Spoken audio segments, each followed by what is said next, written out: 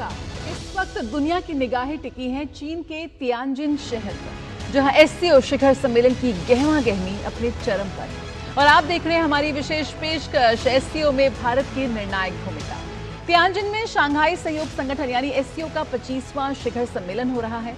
प्रधानमंत्री नरेंद्र मोदी आज इस मंच से दुनिया को संबोधित करेंगे। ये सिर्फ एक भाषण नहीं होगा, बल्कि बदलते वैश्विक समीकरणों, क्षेत्रीय सुरक्षा और भारत की भूमिका पर एक बड़ा संदेश भी होगा। सवाल यह है कि क्या एससीओ भारत के लिए सिर्फ सुरक्षा का मंच है या एशिया और यूरेशिया में नई साझेदारी का दरवाजा भी है। मैं हूं जया सिन्हा और मेरे साथ है मुकुल। शुक्रिया जया, क्योंकि निर्णायक भूमिका की जब हम बात कर रहे हैं, एससीओ में भारत की भूमिका रणनीतिक, राजनीतिक और आर्थिक दृष्टि से काफी महत्वपूर्ण हो जाती है। पीएम मोदी के नेतृत्व में भारत एससीओ के माध्यम से क्षेत्रीय सुरक्षा, आतंकवाद विरोध, ऊर्जा सहयोग और व्यापार विस्तार जैसे मुद्दों पर सक्रिय रूप से लगातार काम कर रहा है, जिसके जरिए भारत मध्य एशियाई देशों के साथ अपने संबंधों को मजबूत करने, ऊर्जा संसाधनों तक पहुंच बढ़ाने और बहुपक्षीय कूटनीति को बढ़ावा देने के लिए इसका इस्तेमाल करता है। सुरक्षा के क्षेत्र की अगर हम बात करते हैं जया, तो रेड्स यानी रीजनल एंटी टेररिस्ट स्ट्रक्चर के माध्यम से आतंकवाद और उग्रवाद के विरुद्ध अपनी बात को प्रमुखता से रखता आया है, जिस वजह से एससीओ भारत के लिए एक ऐसा मंच है जो उसे क्षेत्रीय शक्ति संतुलन बनाए रखने और वैश्विक मुद्दों पर अपनी भूमिका को सुदृढ़ करने का अवसर देता है। बिल्कुल। और प्रधानमंत्री नरेंद्र मोदी और चीनी राष्ट्रपति शी जिनपिंग की तियानजिन में हुई मुलाकात वैश्विक राजनीति और एशियाई कूटनीति के लिहाज से एक महत्वपूर्ण क्षण रही है। एससीओ शिखर सम्मेलन के अवसर पर हुई ये भेंट न केवल भारत चीन द्विपक्षीय संबंधों की वर्तमान दिशा को स्पष्ट करती है, बल्कि इस बात का भी संकेत देती है कि दोनों देश अपने जटिल संबंधों को सहयोग, संवाद और सामरिक संतुलन की नई सोच के साथ आगे बढ़ाना चाहते हैं। सीमा पर शांति से लेकर व्यापार संतुलन और वैश्विक मुद्दों पर साझेदारी तक, ये बैठक एशिया की दो बड़ी शक्तियों के भविष्य की रूपरेखा का एक संकेत बनकर उभरी है। जी, और जाहिर तौर पर आज की जब हम बात कर रहे हैं, ना सिर्फ प्रधानमंत्री नरेंद्र मोदी का संबोधन, बल्कि तमाम जो सदस्य देश हैं एससीओ के जो उनका भी संबोधन यहाँ नजर आएगा। और किस तरीके से एक निर्णायक भूमिका जो है वो तो हम देखेंगे। साथ ही एससीओ शिखर सम्मेलन के पूर्ण सत्र की आज जो बैठक है वो भी होगी, जिसमें सदस्य देशों के नेता हिस्सा लेंगे। इस बैठक के सदस्य देशों के नेता अगले दशक की विकास रणनीति समेत अपने दस्तावेज भी अपनाएंगे। प्रधानमंत्री नरेंद्र मोदी शिखर सम्मेलन के पूर्ण सत्र को संबोधित करेंगे। इसके साथ ही चीन के राष्ट्रपति शी जिनपिंग कल रात तियानजिन में उन्होंने शानदार भोज का आयोजन कर 25वें शंघाई सहयोग संगठन शिखर सम्मेलन की औपचारिक शुरुआत की। इस अवसर पर प्रधानमंत्री नरेंद्र मोदी, रूसी राष्ट्रपति व्लादिमीर पुतिन समेत कई वैश्विक नेता मौजूद रहे। शी जिनपिंग ने अपने स्वागत संबोधन में कहा कि एससीओ क्षेत्रीय शांति, स्थिरता और विकास के लिए एक अहम जिम्मेदारी निभा रहा है और ये सम्मेलन सदस्य देशों की एकता और सहयोग को और मजबूत करेगा। चीन की मेजबानी में 10 सदस्य देशों के साथ 20 विदेशी नेता और 10 अंतर्राष्ट्रीय संगठनों के प्रमुख, जिनमें संयुक्त राष्ट्र महासचिव एंटोनियो गुटेरेस भी शामिल हैं, वो इसमें भाग ले रहे हैं।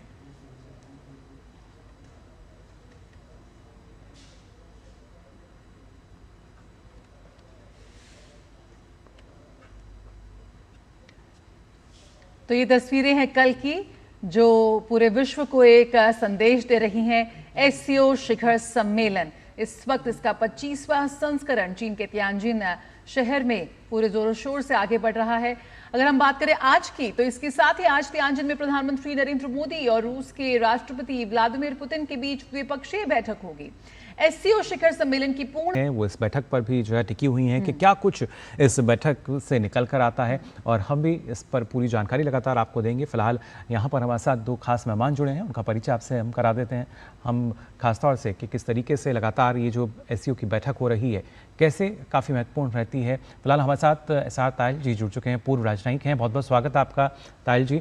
आपसे भी हम समझना चाहेंगे कि जब हम बात कर रहे हैं एससीओ बैठक को लेकर, भारत अपने जो तमाम मुद्दे हैं उनको प्रमुखता से रखता आया है और आज पूरा विश्व भारत की बात सुनता है, लेकिन ऐसे में आपको क्या लगता है कौन से ऐसे खास मुद्दे जिनका जिक्र आज कहीं ना कहीं पीएम मोदी करने वाले हैं अपने संबोधन में? देखिए, एससीओ की अगर स्थापना पर जाए तो सबसे, जब ये स्थापित हुआ था 25 साल पहले, 24 साल पहले, तो 3 मुख्य मुद्दे उन्होंने कहा था कि टेररिज्म, सेपरेटिज्म और एक्सट्रीमिज्म के खिलाफ ये सब देश मेंबर मिलके उसके खिलाफ काम करेंगे। पर पिछले 20 वर्षों में और पिछले 4-5 वर्षों में एससीओ का रूप कुछ बदल रहा है। और उसमें 10 मेंबर्स तो हो गए, भारत भी 2017 में आ गया, पिछले वर्ष बेलारूसिया और भी आ गया, ईरान आ गया। जी। पर आगे वो कहाँ जाएगा ये कुछ पता नहीं चल रहा है, क्योंकि देखिए 14 डायलॉग पार्टनर्स हैं। हम्म। पहले समझा जाता था कि एससीओ का जो फोकस है वो यूरेशिया पर अधिक है, जी। पर इस समय आप देखें तो ईस्ट एशिया तक ये इस समय जो तियानजिन में और नेता वहाँ मौजूद हैं, उसमें Myanmar, Maldives, Nepal, Indonesia, Laos, Malaysia, Vietnam. तो एक तो ज्योग्राफिकल रीच, ये कहाँ किस दिशा में एससीओ जा रहा है, इस पर मेरे ख्याल से कुछ बातचीत होगी। हम्म। और राष्ट्रपति पुतिन ने कहा है अपने इंटरव्यू में कि SCO will be a force for multipolar world order. तो ये कहाँ जा रहा है और क्या भारत उसमें क्या रोल निभा सकता है? क्योंकि हमें ये याद रखना चाहिए कि टेररिज्म के खिलाफ ये एससीओ खड़ा हुआ है, पर जब हमारे रक्षा मंत्री क्वांडो में मीटिंग में थे 2 महीने पहले, तो पहलगांव जो इतना विभत्स टेररिज्म का अटैक वहां पर हुआ, हमारे 26 नेशनल्स को गोली मार दी गई, उसका जिक्र उसमें नहीं आया। तो किस दिशा में एससीओ जा रहा है और भारत उसको किस तरह वापस ला सकता है, जी। कि जो ओरिजिनल 3 मुद्दे थे वो, और हम्म। उसके बाद विकास, ये इन मुद्दों पर इसका फोकस रहे। मैं समझता हूँ प्रधानमंत्री इस पर अपना विचार साझा करेंगे। बिल्कुल। दयाल साहब, यहाँ पर जिस उद्देश्य का जिक्र हम एससीओ की तरफ से कर रहे हैं, क्षेत्रीय सुरक्षा, आतंकवाद, उग्रवाद, ये एससीओ की जब स्थापना हुई थी तब उसके उद्देश्य में शामिल थे। अगर हम इस वक्त जो 25वां संस्करण चल रहा है, कल जिस तरह की तस्वीरें सामने आई, क्या कुछ उम्मीद की जा सकती है? आज प्रधानमंत्री के वक्तव्य पे, संबोधन पे तो जरूर सबका नजर होगी, लेकिन क्या हम इस शिखर सम्मेलन में आतंकवाद, अलगाववाद या कट्टरपंथ जैसे मुद्दों पर किसी तरह की कोई एक संयुक्त रणनीति पर सहमति बनते हुए या इसका जिक्र होते हुए देख सकते हैं? जी हाँ, जरूर देख सकते हैं। देखिए, इसमें एससीओ में 44 तो वर्किंग ग्रुप्स हैं, 14 मिनिस्टेरियल कमिटीज हैं, और ये बड़े बड़े वक्तव्य तो देते हैं, पर मेरा ये मानना है कि एक्चुअल आउटकम एससीओ से जो आ रहा है वो शायद बहुत अधिक नहीं है। टेररिज्म के खिलाफ रैट्स एक पूरा उनका संगठन है, पूरी एक एजेंसी है, बहुत बड़ा, ताशकंद में रीजनल एंटी टेररिस्ट स्ट्रक्चर करके बनाया हुआ है, पर उसमें पाकिस्तान भी मेंबर है। और जो भी इंटेलिजेंस शेयरिंग और फाइनेंस को रोकना टेररिज्म के खिलाफ, वो इस ऑर्गेनाइजेशन के द्वारा करना था, वो कुछ ऐसा दिखाई नहीं दे रहा कि हो रहा है। जी। तो मेरा ये मानना है कि एससीओ जो कह रहा है, हम्म। जो डिक्लेरेशन में आ रहा है, वो उसके कुछ मेंबर्स उसको फॉलो नहीं कर रहे हैं। ये जो गैप है उसको कैसे दूर किया जा सकता है ये तो कहना मुश्किल है, पर जी। हमें थोड़ा रियलिस्ट होना चाहिए कि एससीओ की कथनी और करनी में बहुत बड़ा गैप है। जी बिल्कुल तायल जी, क्या तभी हम कह रहे हैं कि एक निर्णायक भूमिका जो है वो भारत की रहने वाली है? एक तरीके से अगर देखा जाए तो दिशा देने का काम कहीं ना कहीं होता हुआ नजर आएगा, और उसमें भारत की अहम भूमिका रहेगी, क्योंकि आज विश्व की निगाहें एससीओ बैठक पर भी टिकी हुई हैं कि क्या कुछ जो तमाम देश हैं वो मिलकर अपना ना सिर्फ क्या संदेश आज देते हैं दुनिया को। जी हाँ, देखिए, इसमें 2 चीज़ें बहुत अहम है। एक तो 10 जो मेंबर्स हैं उसमें 4 सेंट्रल एशियन मेंबर्स हैं, और कहीं ना कहीं उनकी आवाज़ थोड़ी दब गई है। हम्म। तो भारत और सेंट्रल एशियन 4 जो हमारे बहुत प्रगाढ़ मित्र हैं, उज्बेकिस्तान, ताजिकिस्तान, किर्गिस्तान और कजाकिस्तान, उनके साथ मिलके ये करना कि किस दिशा में एससीओ को जाना है। दूसरा, जो हमारे यहाँ से बार बार कहा गया है, दुनिया में देखिए, दुनिया में एक जो परसेप्शन है, वेस्टर्न मीडिया देखें तो ये है कि एससीओ एक एंटी वेस्टर्न ऑर्गेनाइजेशन है। हम्म। चाइना इसको लीड करने का प्रयत्न कर रहा है, एक एक अल्टरनेटिव ग्लोबल साउथ को देने के लिए, जो अमेरिका लेड ऑर्डर है या जो भी कुछ है। अब अमेरिका लेड ऑर्डर जो भी कुछ था, उसमें राष्ट्रपति ट्रंप की तरफ से बहुत ही उथल पुथल हो रही है। पूरी दुनिया बहुत चकित है, चिंतित है। उनके मित्र भी नहीं जानते कि राष्ट्रपति ट्रंप का अमेरिका किस दिशा में जा रहा है। जी। तो इस सब परिप्रेक्ष्य में भारत के प्रधानमंत्री और भारत के और जो दो मेंबर्स है कि ये नॉन वेस्ट है, जैसा कि हम हमेशा कहते हैं कि एंटी वेस्ट नहीं है शंघाई कोऑपरेशन ऑर्गेनाइजेशन। हम्म। यहाँ ठीक है, यूरोपीय के G7 के मेंबर्स नहीं है, ये सब नहीं है, नॉन वेस्ट है। जी। तो इसकी SCO एक ऐसी संस्था ना बन जाए जो एंटी वेस्ट जिसका रूप हो और बिल्कुल चाइना ही उसका लीडर हो। मैं समझता हूँ इस दिशा में और भी देश हमारे साथ मेंबर वो खड़े हुए हैं। इसमें भारत का एक लीडरशिप रोल रहेगा। लीडरशिप रोल रहेगा और साथ ही जिस तरह का एक बैलेंसर भूमिका है भारत की, वो भी कहीं ना कहीं मजबूत होती नजर आएगी, क्योंकि प्रधानमंत्री के संबोधन को लेकर इस वक्त काफी उत्सुकता है। ऐसे में आपको लगता है दयाल साहब कि प्रधानमंत्री का जो संबोधन है उसमें SCO की में जो भारत की प्राथमिकताएं हैं वो तो साफ तौर पर हैं ही, लेकिन वैश्विक समीकरणों का दबाव भी उस पर नजर आएगा। देखिए, मैं समझता हूँ कि भारत शायद वैश्विक समस्याओं के बारे में बात प्रधानमंत्री नहीं करेंगे जी। क्योंकि देखिए, जैसे SCO का आपको ध्यान होगा, एक वक्तव्य उन्होंने इशू किया था इजराइल ने जब ईरान पर हमला किया था और उनके न्यूक्लियर एस्टेब्लिशमेंट्स को ध्वस्त किया था। तो SCO की तरफ से एक वक्तव्य आया था और भारत फिर ने उससे अपने को डिसएसोसिएट किया था कि हम इसमें शामिल नहीं हैं। तो कई सारे मुद्दे ऐसे हैं कि मैं समझता हूं कि भारत चाहता है कि SCO रीजनल मुद्दों पर ही ज़्यादा ध्यान दे और विकास की तरफ ज़्यादा ध्यान दे और टेररिज्म की तरफ ज़्यादा ध्यान दे। अगर ग्लोबल मुद्दे यूक्रेन रशिया वॉर और इन सब में फंस गया तो ये पूरा एक डाइवर्जन हो जाएगा। और ये मुद्दे तो बहुत अहम मुद्दे हैं, गाजा है, ये सब है जो SCO उनमें कुछ खास कर नहीं सकता। तो जो जहाँ SCO शंघाई कोऑपरेशन ऑर्गेनाइजेशन के 10 सदस्य और जो वहाँ पे नेता मौजूद हैं मिलकर कुछ कर सकते हैं, कुछ आगे दिशा दे सकते हैं, उस पर अगर ज़्यादा फोकस रहे तो मैं समझता हूँ भारत उससे उस तरफ ध्यान देगा। जी बिल्कुल। और ऐसे में खास तौर से दयाल जी, क्योंकि जब जब हम देखते हैं कि भारत की एक जो बढ़ती भूमिका है, जो भारत का बढ़ता कद है, क्या उसका लाभ भी हमें नज़र आएगा? क्योंकि अब जिस तरीके से चीन के साथ हम अपने संबंधों को देख रहे हैं, किस तरीके से उसमें सुधार हो रहा है, और एशिया की दो सबसे बड़ी जो आर्थिक महाशक्तियों की खास तौर से अगर हम बात करते हैं, क्या उस तौर पर अगर देखा जाए तो थोड़ा सा दबदबा अब SCO का हमें बढ़ता हुआ नज़र आएगा? जी हाँ, बिल्कुल नज़र आएगा, क्योंकि देखिए भारत और चीन के बीच में कुछ बदमज़गी थी और जो कल जो मीटिंग हुई है और बहुत ही अच्छी मीटिंग वो 1 घंटे की हमारे प्रधानमंत्री और राष्ट्रपति शी जिनपिंग के बीच में हुई। और आगे की जो दिशा जिस तरह से चलने का दोनों नेताओं ने एक संकेत दिया है कि एक ट्रस्ट की रिलेशनशिप बनाई जाएगी, एक दूसरे के ऊपर विश्वास हो और एक दूसरे की कंसर्न्स को भी ध्यान में रखा जाए। तो भारत और चीन अगर मिलकर SCO में, और रशिया से तो खैर दोनों के ही संबंध बहुत अच्छे हैं, राष्ट्रपति पुतिन से हमारे प्रधानमंत्री की मुलाकात होगी SCO की समिट के बाद। तो अगर ये 3 देश साथ मिलकर काम करें तो SCO को एक बहुत ही नई ऊंचाइयों पर ले जा सकते हैं जी। एक बहुत एक्टिव इसको एक ऑर्गेनाइजेशन बना सकते हैं जिसकी आवाज पूरी दुनिया में गूंजेगी। जी बिल्कुल। तो कैसे वैश्विक क्षितिज पर SCO जो है उसका प्रभाव हमें नज़र आएगा। फिलहाल SCO की जो बैठक है उसके बाद जो खासतौर से संबोधन भी होगा, ये देखना होगा। और हमारे साथ हमारे संवाददाता अरुण शर्मा जो हैं वो तियानजिन से जुड़ भी चुके हैं, उनसे भी हम और जानकारी लेंगे, लेकिन उससे पहले हमें यहाँ रुकना होगा एक छोटे से ब्रेक के लिए। बहुत जल्द लौटते हैं, आप बने रहिए DD न्यूज़ पर। रिटायरमेंट के बाद लाल स्पोर्ट्स कार लूं या वर्ल्ड टूर? तू खाली पुलाव बना, मैं ऑर्डर करूँ। पुलाव नहीं, प्लान।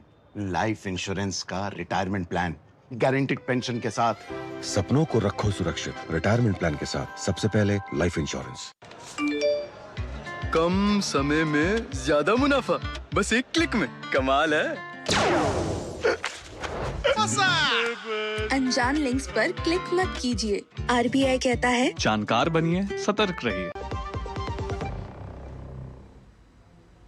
ब्रेक के बाद स्वागत है, आप देख रहे हैं हमारी खास पेशकश। SCO में भारत की निर्णायक भूमिका। इस वक्त चीन में SCO शिखर सम्मेलन अपने पूरे जोर शोर से जारी है। लगातार हमारे खास मेहमान और हमारे इस वक्त हमारे संवाददाता अरुण शर्मा भी इस वक्त हमारे साथ जुड़ चुके हैं तियानजिन चीन से।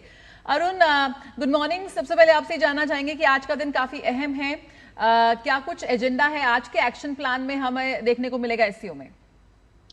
देखिए, अगर आज के दिन की बात की जाए तो देखिए दो इम्पोर्टेंट कंपोनेंट रहने जा रहे हैं। सबसे पहला तो प्राइम मिनिस्टर मोदी का पार्टिसिपेशन होगा जो कि एससीओ समिट के अंदर होगा, और दूसरा एक तरह से जो बायलैटरल मीटिंग है रशियन प्रेसिडेंट व्लादिमीर पुतिन उनके साथ में। लेकिन जो अभी सबकी निगाहें हैं वो एससीओ समिट को लेकर के है। इनफैक्ट जया और मुकुल, मैं आपको बता दूं कि यहाँ जो लोकल न्यूज़पेपर्स जितने चाइना में छपे हैं इस बार जी, और उन्होंने बहुत ही प्राइमरीली फ्रंट पेज के ऊपर प्राइम मिनिस्टर नरेंद्र मोदी और चाइनीज प्रेसिडेंट शी जिनपिंग के बीच में जो बायलैटरल हुई थी उसके जो रिमार्क्स थे उसको बड़े प्राथमिकता के साथ में छापा है।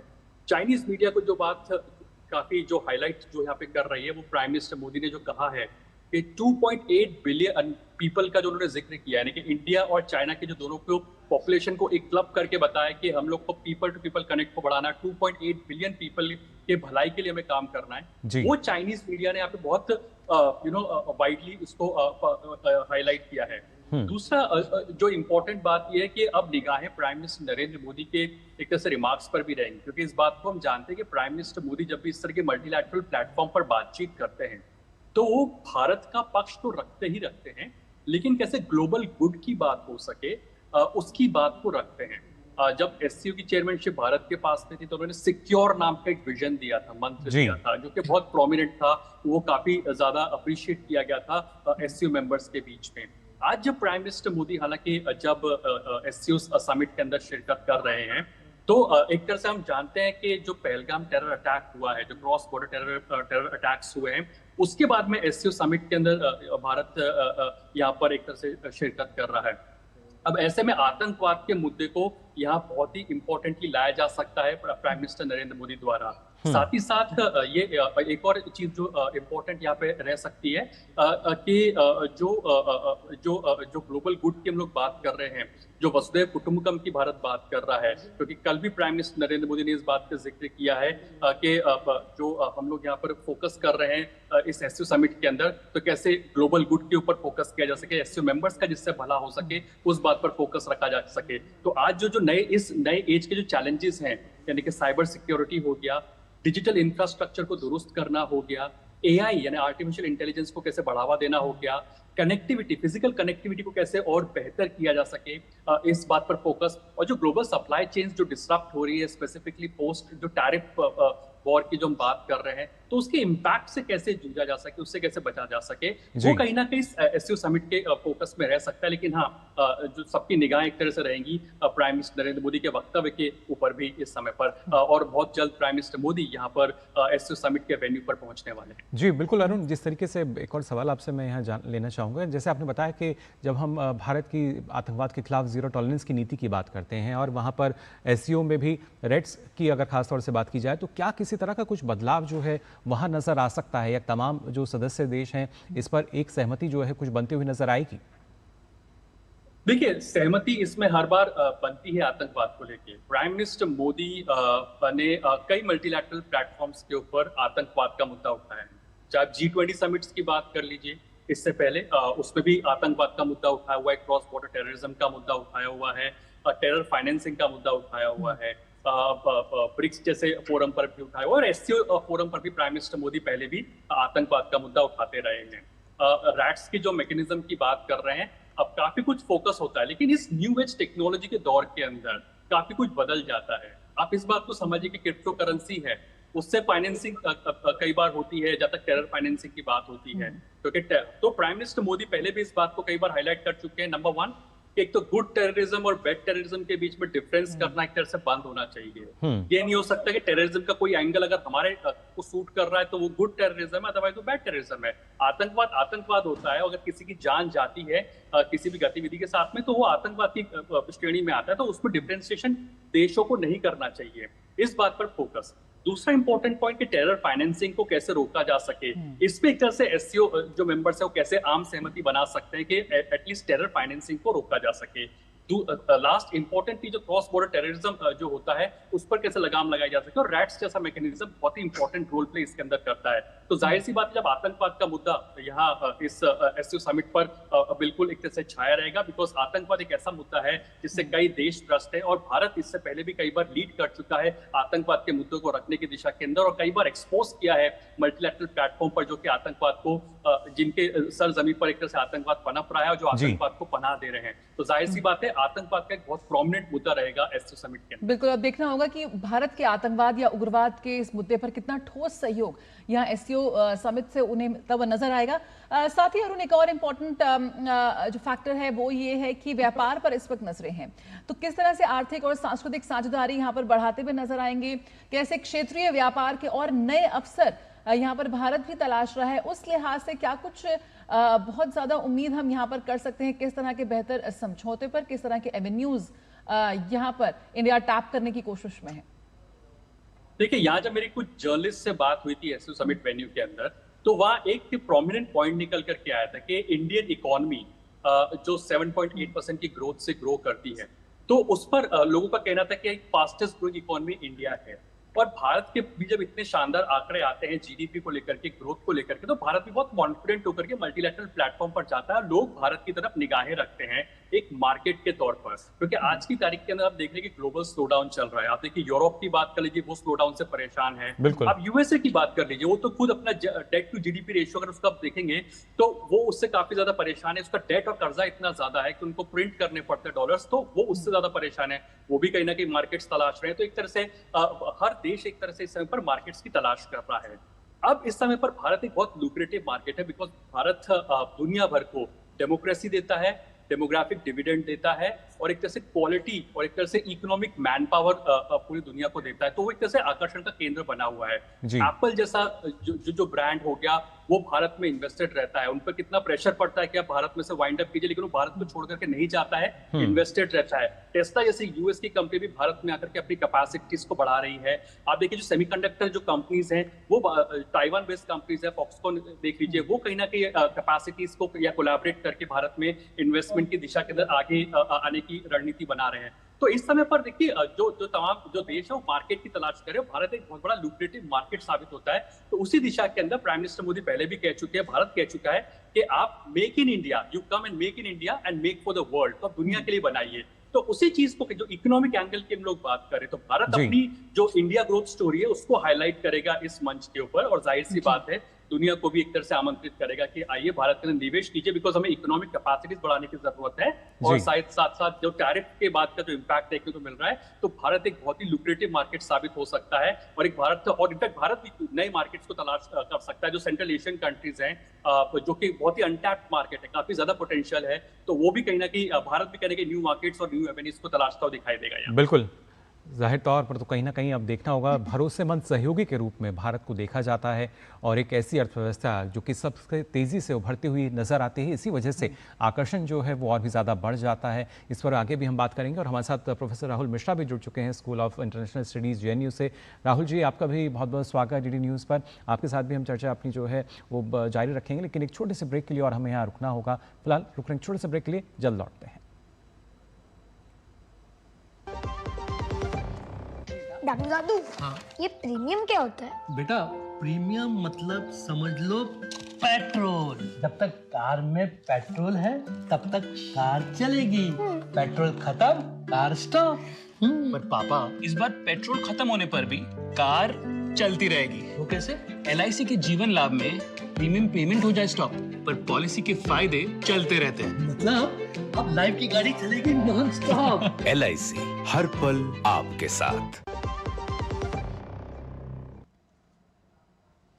ब्रेक के बाद स्वागत है, आप देख रहे हैं हमारा ये बेहद खास पेशकश। लगातार तियानजिन शहर से हम आपको दे रहे हैं लगातार अपडेट, और किस तरह से भारत एक निर्णायक भूमिका में एससीओ में इस वक्त नजर आ रहा है, अपनी साफ प्राथमिकताओं के साथ, अपने देश हित के साथ कैसे आगे बढ़ता हुआ एक ग्लोबल बैलेंसर की भूमिका में यहाँ पर भारत अपनी एक मजबूत स्थिति के साथ आगे बढ़ रहा है, इस पर लगातार हम चर्चा कर रहे हैं। हमारे साथ हमारे खास मेहमान भी जुड़े हुए हैं।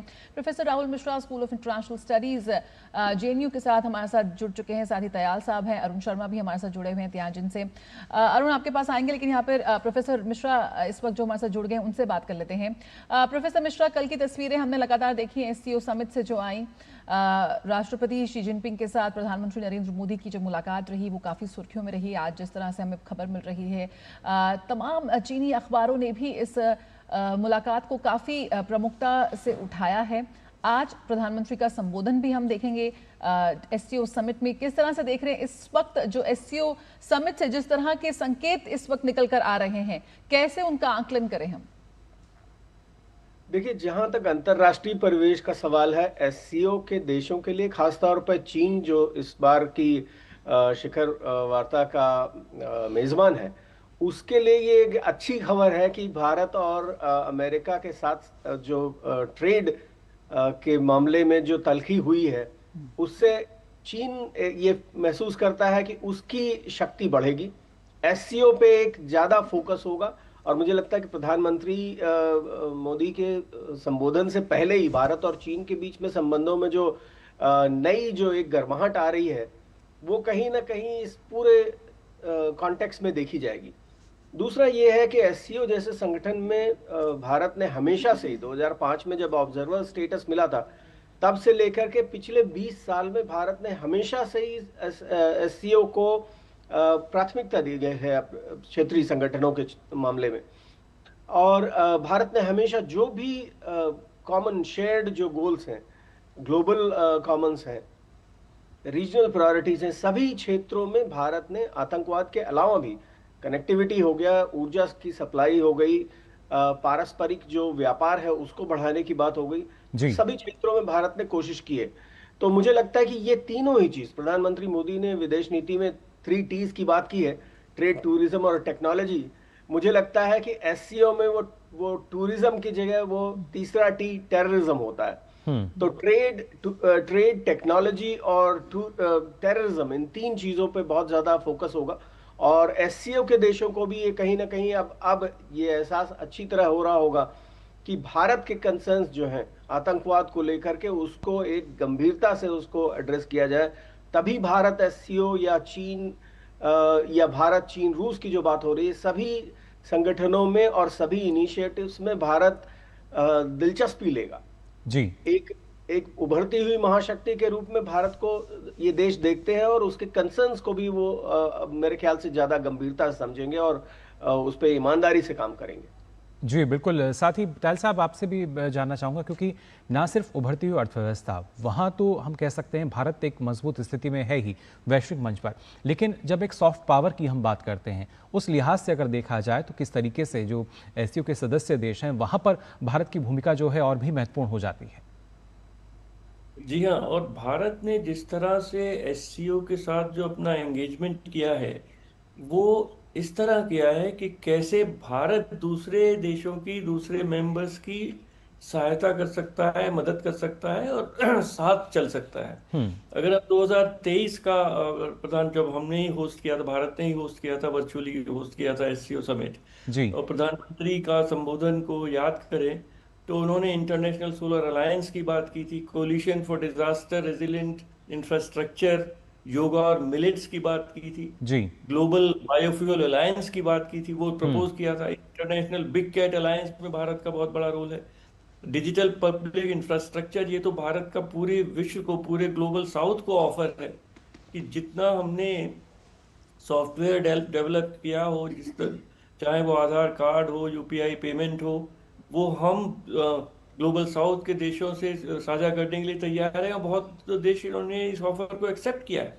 जी। विमेन डेवलपमेंट की बात की, तो ये सब चीजें एक भारत का एक रूप प्रेजेंट करती हैं विश्व के सामने, जो पॉजिटिव है, कंस्ट्रक्टिव है, फॉरवर्ड लुकिंग है, फ्यूचर ओरिएंटेड है, कि सब देश साथ मिलकर, भारत तो विकसित भारत की तरफ बहुत तेजी से आगे बढ़ ही रहा है, पर और देश भी जो ग्लोबल साउथ के हैं वो भी अपने अपने क्षेत्र में, अपने अपने रीजन में विकास की ओर बढ़े और भारत उसमें तरह तरह से एक भागीदार है, सहयोग दे सकता है, दिशा दे सकता है। जी मैं समझता हूँ ये मैसेज हमारे जितने मित्र देश हैं वो बहुत अप्रिशिएट करते हैं। बिल्कुल। अरुण हमारे साथ जुड़े हुए हैं। अरुण, यहाँ पर तमाम इस वक्त जो नई चुनौतियां विश्व के सामने हैं उस पर भी लगातार चर्चा जारी है। ब्रिक्स के मंच से भी प्रधानमंत्री ने एआई की बात की थी और आज साइबर सिक्योरिटी, क्रिप्टो करेंसी का आपने जिक्र किया और साथ ही एआई का किस तरह से जिम्मेदार इस्तेमाल हम कर सकते हैं इस पर भी जोर काफी प्रधानमंत्री ने दिया था। किस तरह से देखते हैं एससीओ में के मंच पर भी इस तरह इन मुद्दों को छाए रहने की उम्मीद है? इस पर भी चर्चा हो रही है मित्र सदस्य देशों द्वारा।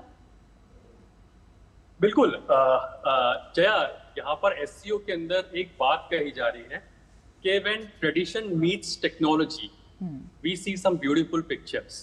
तो एक तो जो हमने फैमिली फोटो देखा जो कल एससीओ मेंबर्स का आया, जिसमें प्राइम मिनिस्टर नरेंद्र मोदी बिल्कुल सामने खड़े हुए हैं और इंडियन ट्रेडिशनल अटायर के अंदर वो है। इस चीज को कई लोगों को आकर्षित, लोगों का ध्यान इस पर गया है। एक चाइनीज जर्नलिस्ट ने मुझसे पूछा कि आपके प्राइम मिनिस्टर ने ये जो पहना है इसको क्या बोलते हैं, तो मैंने कहा कि इसको मोदी जैकेट हमारे इंडिया में कहा जाता है। तो प्राइम मिनिस्टर मोदी अपने ट्रेडिशन को इंटरनेशनल प्लेटफॉर्म पर लेकर के जा रहे हैं, पॉइंट नंबर 1। दूसरी बात है कि इंडिया ने जो टेक्नोलॉजिकली जो हासिल किया है वो ओपनली हर देश को भारत साझा कर रहा है। लेकिन प्राइम मिनिस्टर मोदी भी कई मल्टीलैटरल प्लेटफॉर्म पर इस बात को कह चुके हैं कि इस नए एज के अंदर टेक्नोलॉजी के मायने बदल गए हैं, लोग उसका इस्तेमाल भी कर रहे हैं, गैर इस्तेमाल भी कर रहे हैं। तो इसमें ग्लोबल कोलैबोरेटिव एफर्ट्स की जरूरत है कि आप कैसे मिलकर के एक साथ आ सकें। जहां तक एआई की बात आती है, साइबर सिक्योरिटी की बात आती है, बहुत इंपॉर्टेंट हो जाता है इस तरह के न्यू एज जनरेशन के अंदर कैसे आप टेक्नोलॉजी को इंप्लीमेंट कर सके। भारत ने एग्जाम्पल से लीड किया। देखिए, आपको याद होगा कोविन प्लेटफॉर्म भारत ने ओपन सोर्स कर दिया कि जो देश चाहे कोविन प्लेटफॉर्म पर अपने सॉफ्टवेयर ओएस को डेवलप कर सकता है और अपने इस्तेमाल के लिए ला सकता है। यूपीआई जैसे जो इनिशिएटिव की बात की, भारत तो हर देश का कोलैबोरेट कर रहा है। लगभग 1 डजन से ज्यादा देश है जिसपे यूपीआई इस समय पर चालू हो चुका है। तो भारत तो कह रहा है यूपीआई यूज कीजिए। जो वर्चस्व एक समय पर मास्टर कार्ड का हुआ करता था, उसी तरह का वर्चस्व आज की तारीख में यूपीआई सर्विसेज का ग्लोबली देखने को मिल रहा है। ग्रेजुअली उसका परसेंटेज वाइज इंक्रीज हो रहा है, परसेंटेज ट्रांजैक्शन ग्लोबल रिकॉर्ड को छू रहे हैं। तो जाहिर सी बात है, प्राइम मिनिस्टर नरेंद्र मोदी एक तरफ तो अपने ट्रेडिशन को लेकर के आते हैं इंटरनेशनल प्लेटफॉर्म के ऊपर, वहीं दूसरी तरफ जो करंट चैलेंजेस से जूझने के लिए कैसे टेक्नोलॉजी का इस्तेमाल किया जा सके, प्राइम मिनिस्टर नरेंद्र मोदी इस बात को भी बखूबी से रखते हैं इस तरह के इंटरनेशनल प्लेटफॉर्म के ऊपर। इससे पहले भी जो एससीओ समिट्स और G20 समिट्स की बात की जाए, उसमें प्राइम मिनिस्टर मोदी ने बहुत खुल करके वकालत की थी कि हमें टेक्नोलॉजी को लेकर के आगे आना चाहिए, एआई को लेकर के हमारे एक कोलैबोरेटिव एफर्ट होना चाहिए। बिकॉज टेक्नोलॉजी जो होती है बॉर्डर्स नहीं देखती है, क्रिप्टो करेंसी होती है बॉर्डर्स नहीं देखती है, एआई होती है बॉर्डर्स नहीं देखती है। तो इसलिए हमें कोलैबोरेटिव एफर्ट्स के साथ आना चाहिए और उसी के साथ हमें आगे बढ़ना चाहिए। तो टेक्नोलॉजी को लेकर भी प्राइम मिनिस्टर मोदी हो सकता है कुछ इंपॉर्टेंट वक्तव्य रखें इस समिट, एससीओ समिट के अंदर। वही इसलिए मैं कह रहा हूं कि यहाँ पर ट्रेडिशन और टेक्नोलॉजी का एक मिश्रण भी हम देख सकते हैं। जी बिल्कुल। और खासतौर से राहुल मिश्रा जी, आपसे भी ये समझना चाहूँगा, जब हम बात कर रहे हैं कि ना सिर्फ ट्रेडिशन की बात की जाए, टेक्नोलॉजी की बात की जाए, कैसे इन दोनों को लेकर, क्योंकि ये कोई पहला मौका नहीं है जब भारत इन दोनों को साथ लेकर चल रहा है। आज पूरे विश्व को भारत का यही संदेश है कि हम विकास भी चाहते हैं और अपनी विरासत को भी लगातार साथ लेके चल रहे हैं। क्या उसकी बानगी जो है एक बार फिर हमें यहाँ नजर आएगी? जी मुकुल जी, बिल्कुल। ट्रेडिशन और टेक्नोलॉजी दोनों का जो ये मिश्रण भारत अपनी विदेश नीति में और कूटनीति में प्रस्तुत करता है, ये तमाम मित्र देशों को बहुत पसंद आता है। लेकिन जैसा कि हमारे समाज में भी होता है कि दूसरे लोग, समाज के लोग भी वही देखते हैं जो वो देखना चाहते हैं। तो भारत की जो ये टेक्नोलॉजी और ट्रेडिशन का जो मिश्रण है, ये कैसे एससीओ में देखा जाता है, इसलिए एससीओ की डायनेमिक्स को भी समझना बहुत जरूरी है। एससीओ में मुझे लगता है कि क्योंकि हमारे बहुत अच्छे दोस्त भी हैं रूस जैसे, और बेलारूस के साथ कैसी गर्माहट के साथ, गर्मजोशी के साथ प्रधानमंत्री की मुलाकात हुई। तो बहुत सारे देश हैं जो बहुत अच्छे संबंध हैं जिनके साथ, लेकिन ऐसे भी देश हैं, पाकिस्तान भी एससीओ का हिस्सा है। तो ये चीज हमें समझनी होगी कि टेक्नोलॉजी शेयरिंग में भारत बहुत बड़ा और ऐसा कदम नहीं उठाएगा कि हम जो है डायरेक्ट एक्सेस भारतीय टेक्नोलॉजी को या भारतीय मार्केट को या इवन भारत के जो सिक्योर टेक्नोलॉजी से जुड़े हुए सिक्योरिटी अपरेटस हैं उसमें देंगे। तो एससीओ में मुझे लगता है कि ये देखते हुए कि दोस्त और दुश्मन सभी साथ हैं, एक कॉमन मिनिमम एजेंडा की जरूरत है। और मुझे लगता है कि कोशिश भी यही होगी, उन क्षेत्रों में सहयोग बढ़ेगा जिसमें भारत के सुरक्षा हितों को कॉम्प्रोमाइज नहीं किया जाए, उन क्षेत्रों में सहयोग बढ़ेगा जिसमें भारतीयों के जो हित हैं, यूपीआई को लेकर के भी जो हमारे सुरक्षा मानक हैं उनके हिसाब से हम एससीओ में आगे बढ़ेंगे। तो तकनीकी जो सहयोग है वो भी ऐसा होगा जिसमें कोई नुकसान नहीं हो। जी बिल्कुल, तो यहाँ पर सहयोग बढ़ाने की बात हो रही है। अरुण हमारे साथ जुड़े हुए हैं। अरुण, जाहिर है क्या कुछ उम्मीद कर सकते हैं, व्यापार और कनेक्टिविटी को लेकर भी चर्चा होगी आज बैठक में, और किस तरह के कोई नए बड़े प्रोजेक्ट या समझौतों की हम उम्मीद कर सकते हैं जिससे भारत को आर्थिक फायदा हो, और साथ ही कौन कौन से बायलैटरल्स आज भारत के यहाँ पर लाइनअप है? देखिए, जहां तक बायलैटरल्स की बात की जाए तो रशियन प्रेसिडेंट व्लादिमीर पुतिन के साथ में प्राइम मिनिस्टर मोदी का बायलैटरल शेड्यूल है, उस पर निगाहें रहेंगी। जहां तक इकोनॉमिक एंगल की बात की जाए तो देखिए, मैंने पहले भी जैसे कहा कि भारत जब एक 7.8% की जीडीपी ग्रोथ को लेकर के ऐसे मल्टीलैटरल प्लेटफॉर्म पर जाता है तो दुनिया भर की निगाहें भारत पर भी होती है कि आखिरकार ये क्या कुछ रोड मैप या विजन देते हैं इकोनॉमिक एस्पेक्ट को बूस्ट करने की दिशा के अंदर। तो स्लो डाउन से आज की तारीख में हर देश जूझ रहा है, चाहे आप यूरोप की बात कर लीजिए, सेंट्रल एशिया की बात कर लीजिए, यूएस की बात कर लीजिए, high debt to GDP ratio से जूझ रहे हैं। तो तमाम देश एक तरह से high debt to GDP ratio हो गया या फिर एक तरह से स्लो डाउन के साथ में जूझ रहे हैं। तो ऐसे में फोकस इस बात पर होना चाहिए कि कैसे तमाम देश एक साथ आगे आ सकें, और साइज बात है जो सप्लाई चेन डिस्टर्ब्स हो रहे हैं पोस्ट जो टैरिफ के बारे में जो एक इम्पैक्ट देखने को मिला है, तो इसकी रणनीति क्या हो सकती है? बिकॉज इस समय पर हर देश जो होगा वो नए मार्केट तलाशने की कोशिश करेगा। आप देखिए कि भारत पे अगर 50% का टैरिफ लगा है तो जापान पे भी 20% का लगा है, श्रीलंका पर भी 30% के आसपास का लगा हुआ है। तो इसमें होता ये है कि आप आज की तारीख में नए एवेन्यूज को तलाशने की कोशिश करेंगे, नए पार्टनरशिप्स और कोलैबोरेशंस करने की कोशिश करेंगे, नए ट्रेड डील्स को साइन करने की कोशिश करेंगे अन्य देशों के साथ में। बट चूंकि ये एससीओ एक मल्टीलैटरल प्लेटफॉर्म है तो इसमें फोकस इस बात पर रहेगा कि ऐसे फिजिकल कनेक्टिविटी को और बेहतर किया जा सके, सॉवरेनिटी कॉम्प्रोमाइज करे बिना, और जो एक तरह से जो प्राइम मिनिस्टर मोदी ने भी कहा है कि हम सॉवरेनिटी हो गया, इंटेग्रिटी हो गया, किसी देश की कॉम्प्रोमाइज नहीं होनी चाहिए। तो कैसे फिजिकल कनेक्टिविटी को दुरुस्त किया जा सके, डिजिटल कनेक्टिविटी को बेहतर किया जा सके, और साथ ही साथ कैसे न्यू मार्केट्स को तलाशा जा सके, उस बात पर फोकस रह सकता है। जी बिल्कुल, यानी अरुण मान सकते हैं हम परस्पर विश्वास और आपसी सहयोग जो है वो बढ़ता हुआ नज़र आएगा, क्योंकि अगर देखा जाए विश्व की जो जब हम बात करते हैं कि किस तरीके से तेज़ी से जो विकास है वो रहा है, उसमें करीब भारत की भागीदारी करीब अगर देखा जाए तो 20% होने जा रही है, और उस लिहाज से भी काफ़ी महत्वपूर्ण हो जाता है। ना सिर्फ जब हम बात करते हैं जीडीपी वृद्धि दर किस तरीके से बना हुआ है, क्योंकि वैश्विक वृद्धि दर जो है उससे भी दोगुना भारत की जो जीडीपी वृद्धि दर है वो अनुमानित है, और उसकी बानगी भी हमें लगातार देखने को मिल रही है। फर्स्ट क्वार्टर का जिस तरह के साथ में रिजल्ट भी बताया कि 7.8 जो हमारा जीडीपी रहा है, ऐसे में सबसे ज़्यादा कहीं ना कहीं अगर देखा जाए जो तमाम देश हैं वो एक आपसी सहयोग को बढ़ावा देंगे। ना सिर्फ निवेश की बात की जाए, रोज़गार बढ़ेगा, और जो जैसा कि टैरिफ का भी एक कहीं ना कहीं जो चुनौती के तौर पर कई देश उसको देखते हैं, तो उसका भी समाधान के तौर पर देखा जा सकता है। मुकुल, सवाल मेरे लिए? जी बिल्कुल, जैसा कि मैंने कहा कि देखिए आज आसान भाषा में आप समझ लीजिए, क्योंकि हमने टैरिफ का जिक्र किया है इससे, हालांकि टैरिफ प्रोमिनेंटली यहाँ डिस्कस नहीं होना चाहिए मेरे ख्याल से, लेकिन हाँ फोकस इस बात पर रहेगा कि कैसे जो इसके इम्पैक्ट आते हैं उसके कास्केडिंग इम्पैक्ट को आप कैसे उससे जूझे। आज की तारीख में अगर एक एक्सपोर्ट का कंटेनर फॉर एग्जाम्पल किसी भी देश का जो होता है, वो सपोज मान लीजिए इंडिया से यूएस के लिए अगर जाता है तो उसका 50% का टैरिफ लगता है, तो एक कंटेनर जो 10 लाख रुपए का जाता था सीधे सीधे 15 से 16 लाख रुपए का हो जाएगा। तो एक्सपोर्टर इंपोर्टर्स की निगाहें भी ज्यादा होंगी इस समय पर तमाम मल्टीलैटरल प्लेटफॉर्म्स के ऊपर कि आखिरकार भारत कौन से नए मार्केट्स को तलाशता है जहां पर उनको अपना एक्सपोर्ट करना आसान हो जाए। ऐसा तो होता नहीं कि जो पूरे एक्सपोर्ट की जो चेन बनती है, सप्लाई चेन बनती है, वो रातों रात बन जाती है। बहुत समय जाता है।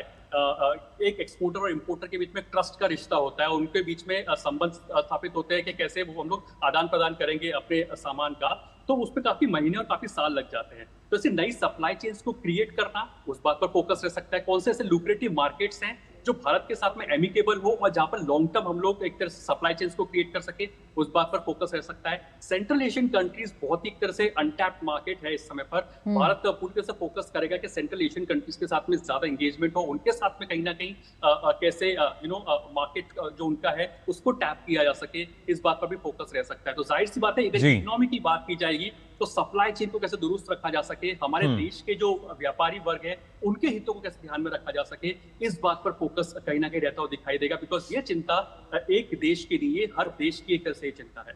जी बिल्कुल, तो ना सिर्फ मार्केट एक्सेस बल्कि सप्लाई चेन कैसे दुरुस्त हो सकती है, इस पर ध्यान होगा। फिलहाल अरुण, आपका बहुत बहुत शुक्रिया। दोबारा आपसे अपडेट के लिए आपके साथ हम जुड़ेंगे। साथ ही हमारे जो बाकी मेहमान हैं हमारे साथ जुड़े हुए हैं, लेकिन हम यहाँ रुक रहे हैं एक और छोटे से ब्रेक के लिए, जल्द हाजिर होते हैं।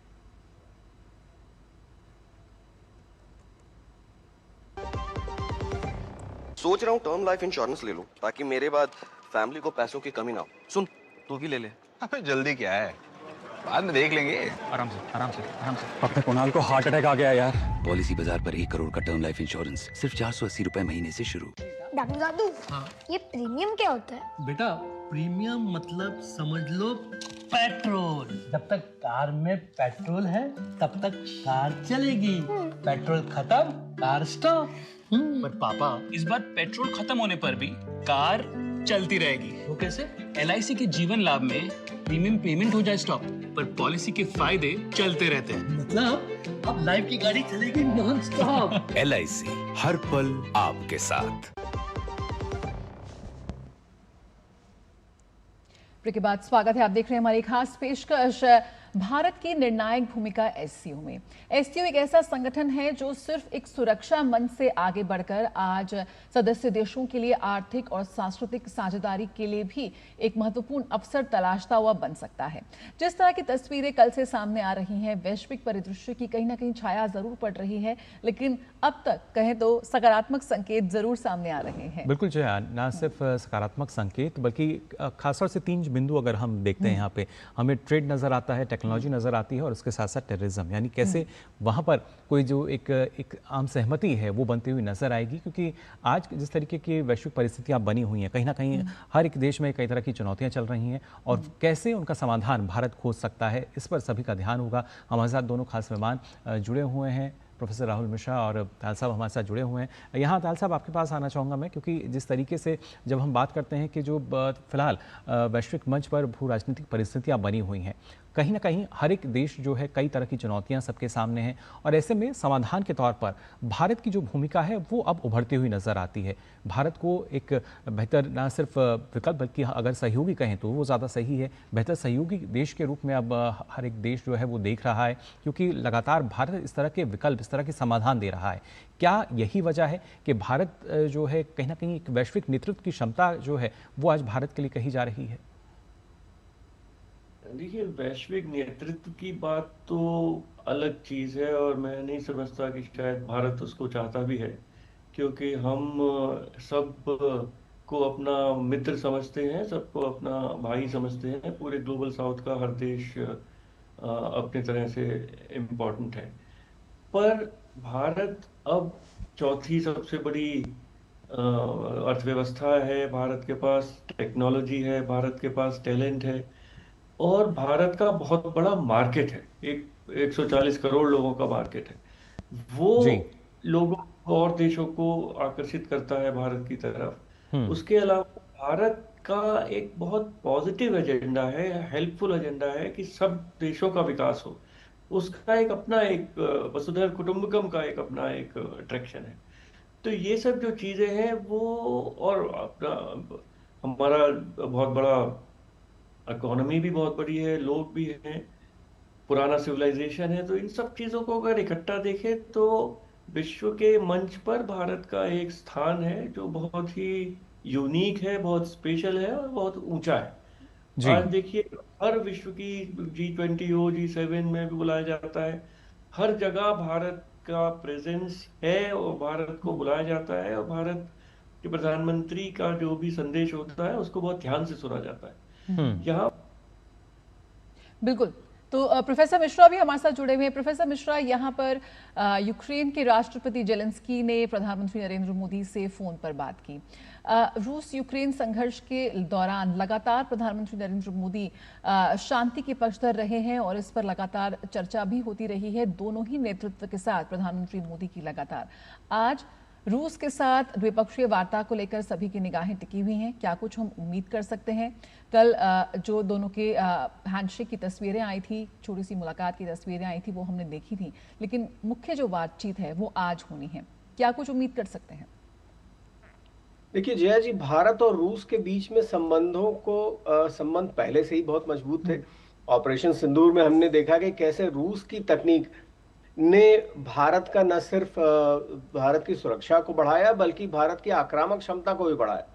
तो ये जो हाइप अमेरिकन टेक्नोलॉजी के बारे में थी, ये ऑपरेशन सिंदूर में सबके सामने आ गई कि अंत में राफेल और S-400 ही काम आए।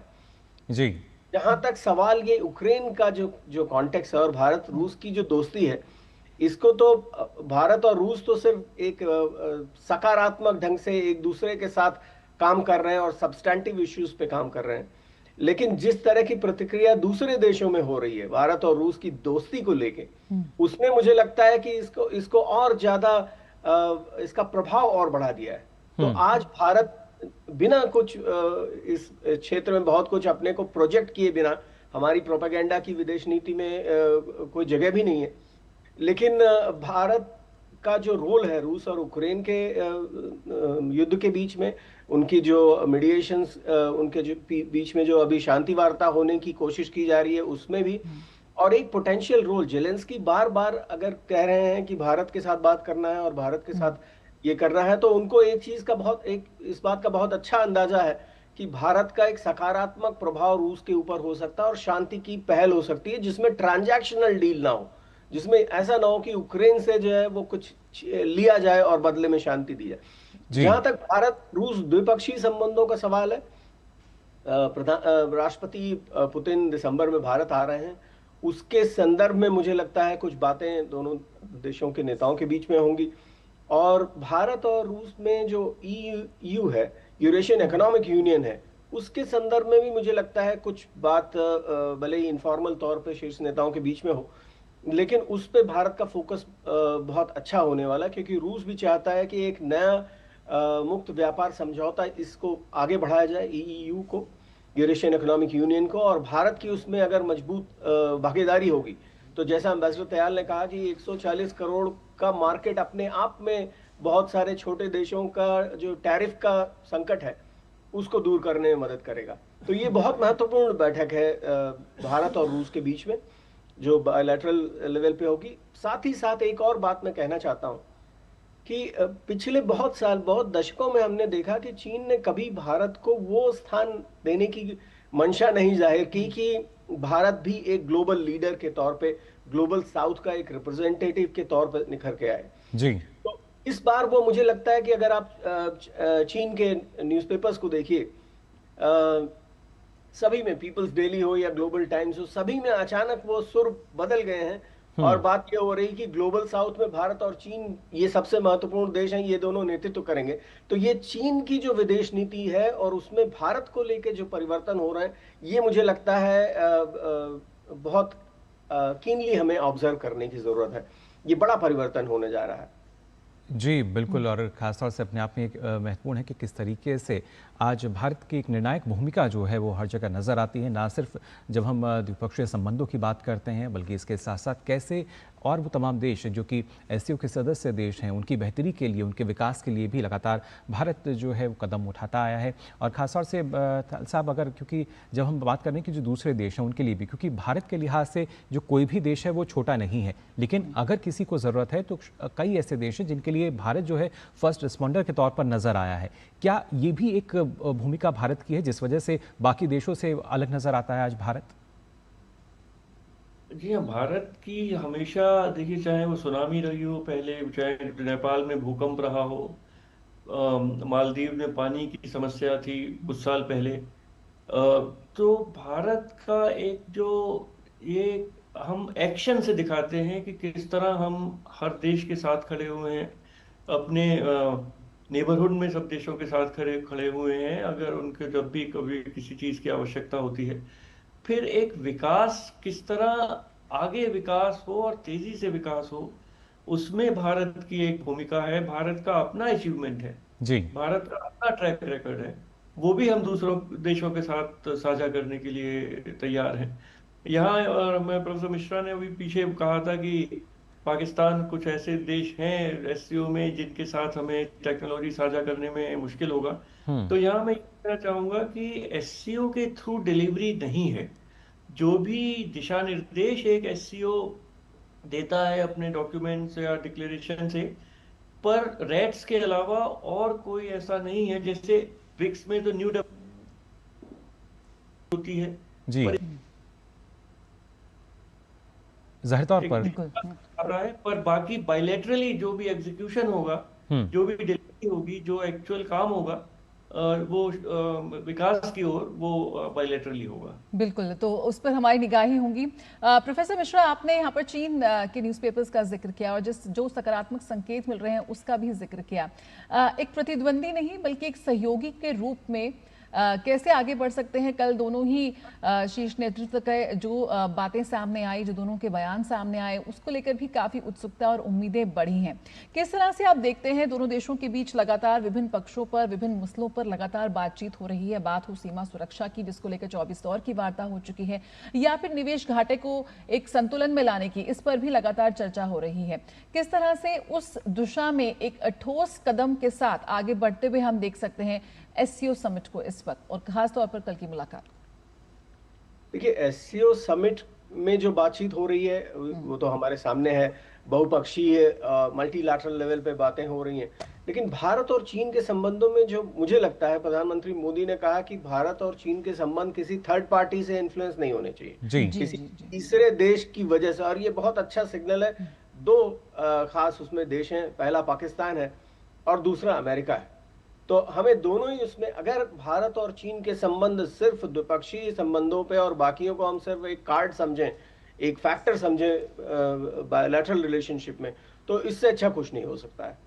और दूसरी चीज है कि भारत और चीन के संबंधों में सुधार का सबसे बड़ा मुझे लगता है उसकी जड़ों में जो चीज है वो ये है कि चीन का मीडिया हो या चीन का विदेश मंत्रालय हो या चीन का राष्ट्रपति कार्यालय हो, सभी अगर इस बात को समझने लगेंगे और इस बात पे इम्प्लीमेंट करने लगेंगे कि भारत और चीन दोनों बराबरी के देश हैं। आगे आने वाले 10 सालों में भारत और चीन अर्थव्यवस्था के मामले में भी उसी जगह पे पहुंचेंगे। तो ये रिकॉग्निशन बहुत जरूरी है और मुझे लगता है इसकी शुरुआत हो चुकी है न्यूज़पेपर्स में भी और राष्ट्रपति शी जिनपिंग के वक्तव्य में भी। तो ये पहली चीज है। दूसरी चीज है कि एससीओ में ये बात ठीक है कि बायलैटरल एम्बेसडर त्याल ने कहा कि द्विपक्षीय संबंधों पे और द्विपक्षीय स्तर पे ये बातें होती हैं, इम्प्लीमेंटेशन होता है, लेकिन एससीओ में हमेशा से ही भारत का मोटे तौर पे ये पॉलिसी रही है कि हम रीजनल कोऑपरेशन में उन चीजों को उठाएं जिनको पहला इम्प्लीमेंट किया जा सकता है, दूसरा जो कॉमन डिनोमिनेटिंग फैक्टर्स हैं उनको हम ध्यान में रखें। जैसे हमने ईरान पाकिस्तान इंडिया जो पाइपलाइन है, या तापी जो है तुर्कमेनिस्तान से जो पाइपलाइन आ रही है, ऑयल एंड गैस की ऊर्जा सुरक्षा की जो हमारी जरूरतें थी वो एससीओ के द्वारा हमने नहीं की। और क्योंकि उसमें हमें बहुत ऐसा नहीं लगा कि बहुत उसका पॉजिटिव आउटकम आएगा। तो मुझे लगता है कि एससीओ को लेकर के भारत की 3 सबसे बड़ी मुझे लगता है प्राइमरी फैक्टर्स है। पहला, एक उभरते हुए महाशक्ति के तौर पे ये जानना बहुत जरूरी है कि आपके पड़ोस में क्या हो रहा है, पड़ोस के देश क्या कर रहे हैं, पाकिस्तान वहां क्या कर रहा है या सेंट्रल एशिया के देश क्या कर रहे हैं। दूसरी चीज है कि क्योंकि महाशक्तियों का चीन के साथ जो बहुपक्षीय सहयोग है, मल्टीलैटरल कोऑपरेशन में चीन के साथ आपका कोई और संगठन नहीं है जिसमें आप 2 देश पड़ोसियों की तरह हो। सार्क में चीन है नहीं और आसियान की मीटिंग्स में चीन और भारत दोनों डायलॉग पार्टनर्स हैं। तो यही एक ऐसा क्षेत्रीय संगठन है जहां भारत और चीन पड़ोसियों के तौर पे मिलते हैं और इसलिए भारत की हमेशा वहां प्रेजेंस जरूरी है और एक एक्टिव रोल जरूरी है। लेकिन साथ ही साथ और तीसरी चीज है कि रूस हमेशा से चाहता रहा है कि एससीओ में भारत एक सदस्य के तौर पे आए, क्योंकि रूस ने भारत को एंट्री दिलाई और चीन ने पाकिस्तान को। तो वो इक्वेशन जो है वो भले ही उसको हम कहें कि एक फ्रेंडली प्रतिद्वंदिता है, लेकिन वो है वहां जी।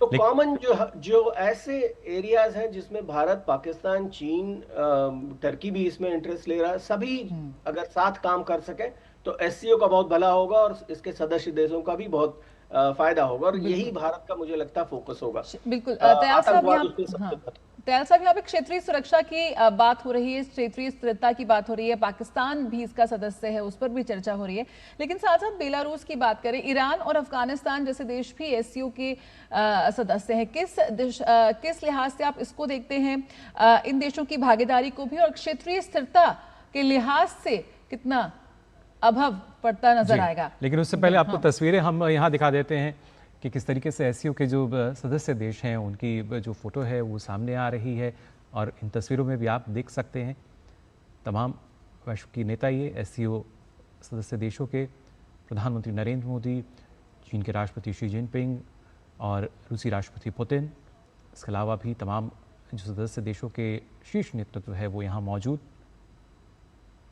तो एससीओ समिट का पूर्ण सत्र की शुरुआत होने जा रही है और तमाम जो नेता हैं इस वक्त पहुंच चुके हैं। एससीओ लीडर्स की बैठक की शुरुआत होने जा रही है और हम देख सकते हैं इस वक्त प्रधानमंत्री नरेंद्र मोदी रूसी राष्ट्रपति पुतिन से बातचीत कर रहे हैं और ये फैमिली फोटो है जिसकी एक झलक हमने देखी जो वहां से आ रही है सीधे चीन के तियानजिन शहर से, जहां पर एससीओ की पूर्ण सत्र की बैठक की शुरुआत होने जा रही है। और हम देख सकते हैं काफ़ी बातचीत हो रही है, कुछ हल्के फुल्के जो पल हैं वहाँ पे साझा किए जा रहे हैं। इस वक्त देश की, दुनिया की जो तमाम ये विश्व शक्तियाँ हैं एक साथ यहाँ पर मौजूद हैं इस एससीओ सम्मेलन में। बिल्कुल, तो एससीओ की पूर्ण बैठक जो है, पूर्ण सत्र की बैठक, उसको संबोधित भी करेंगे प्रधानमंत्री नरेंद्र मोदी।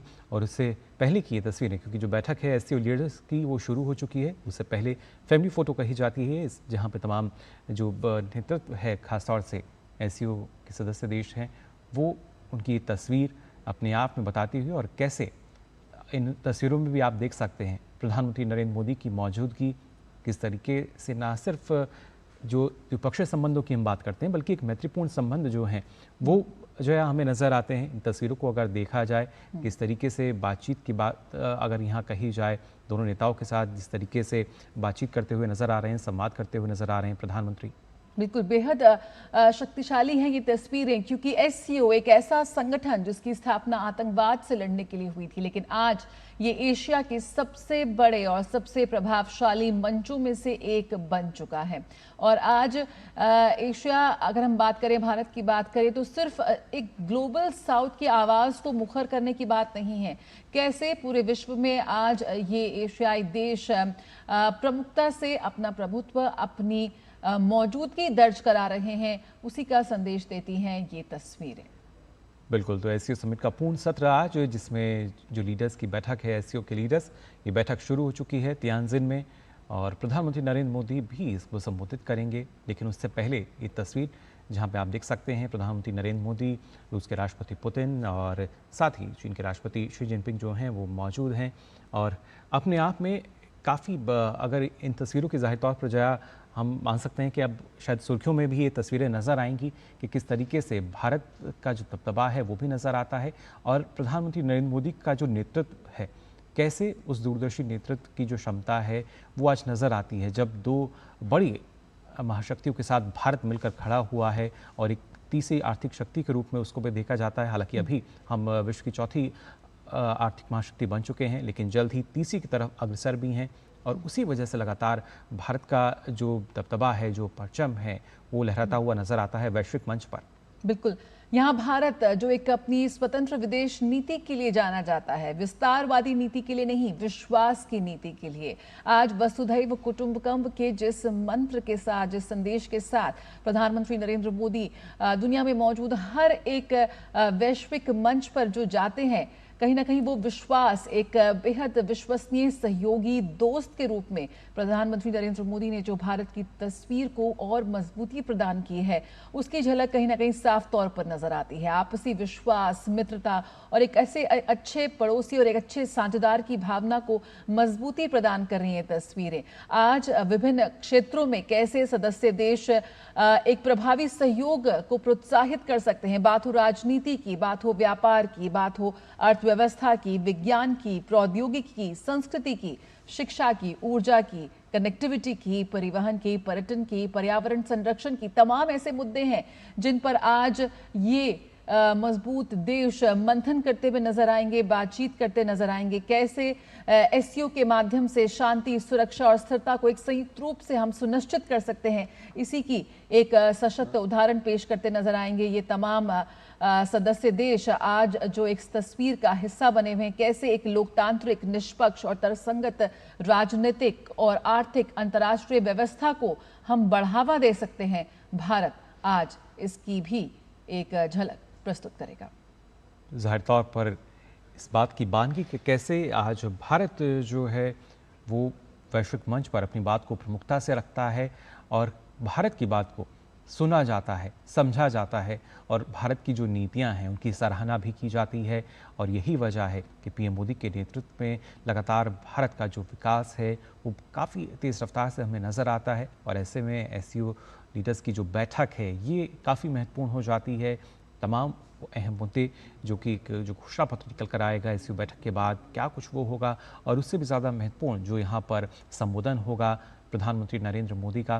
पूर्ण सत्र की बैठक को अब से कुछ देर बाद संबोधित करेंगे पीएम मोदी।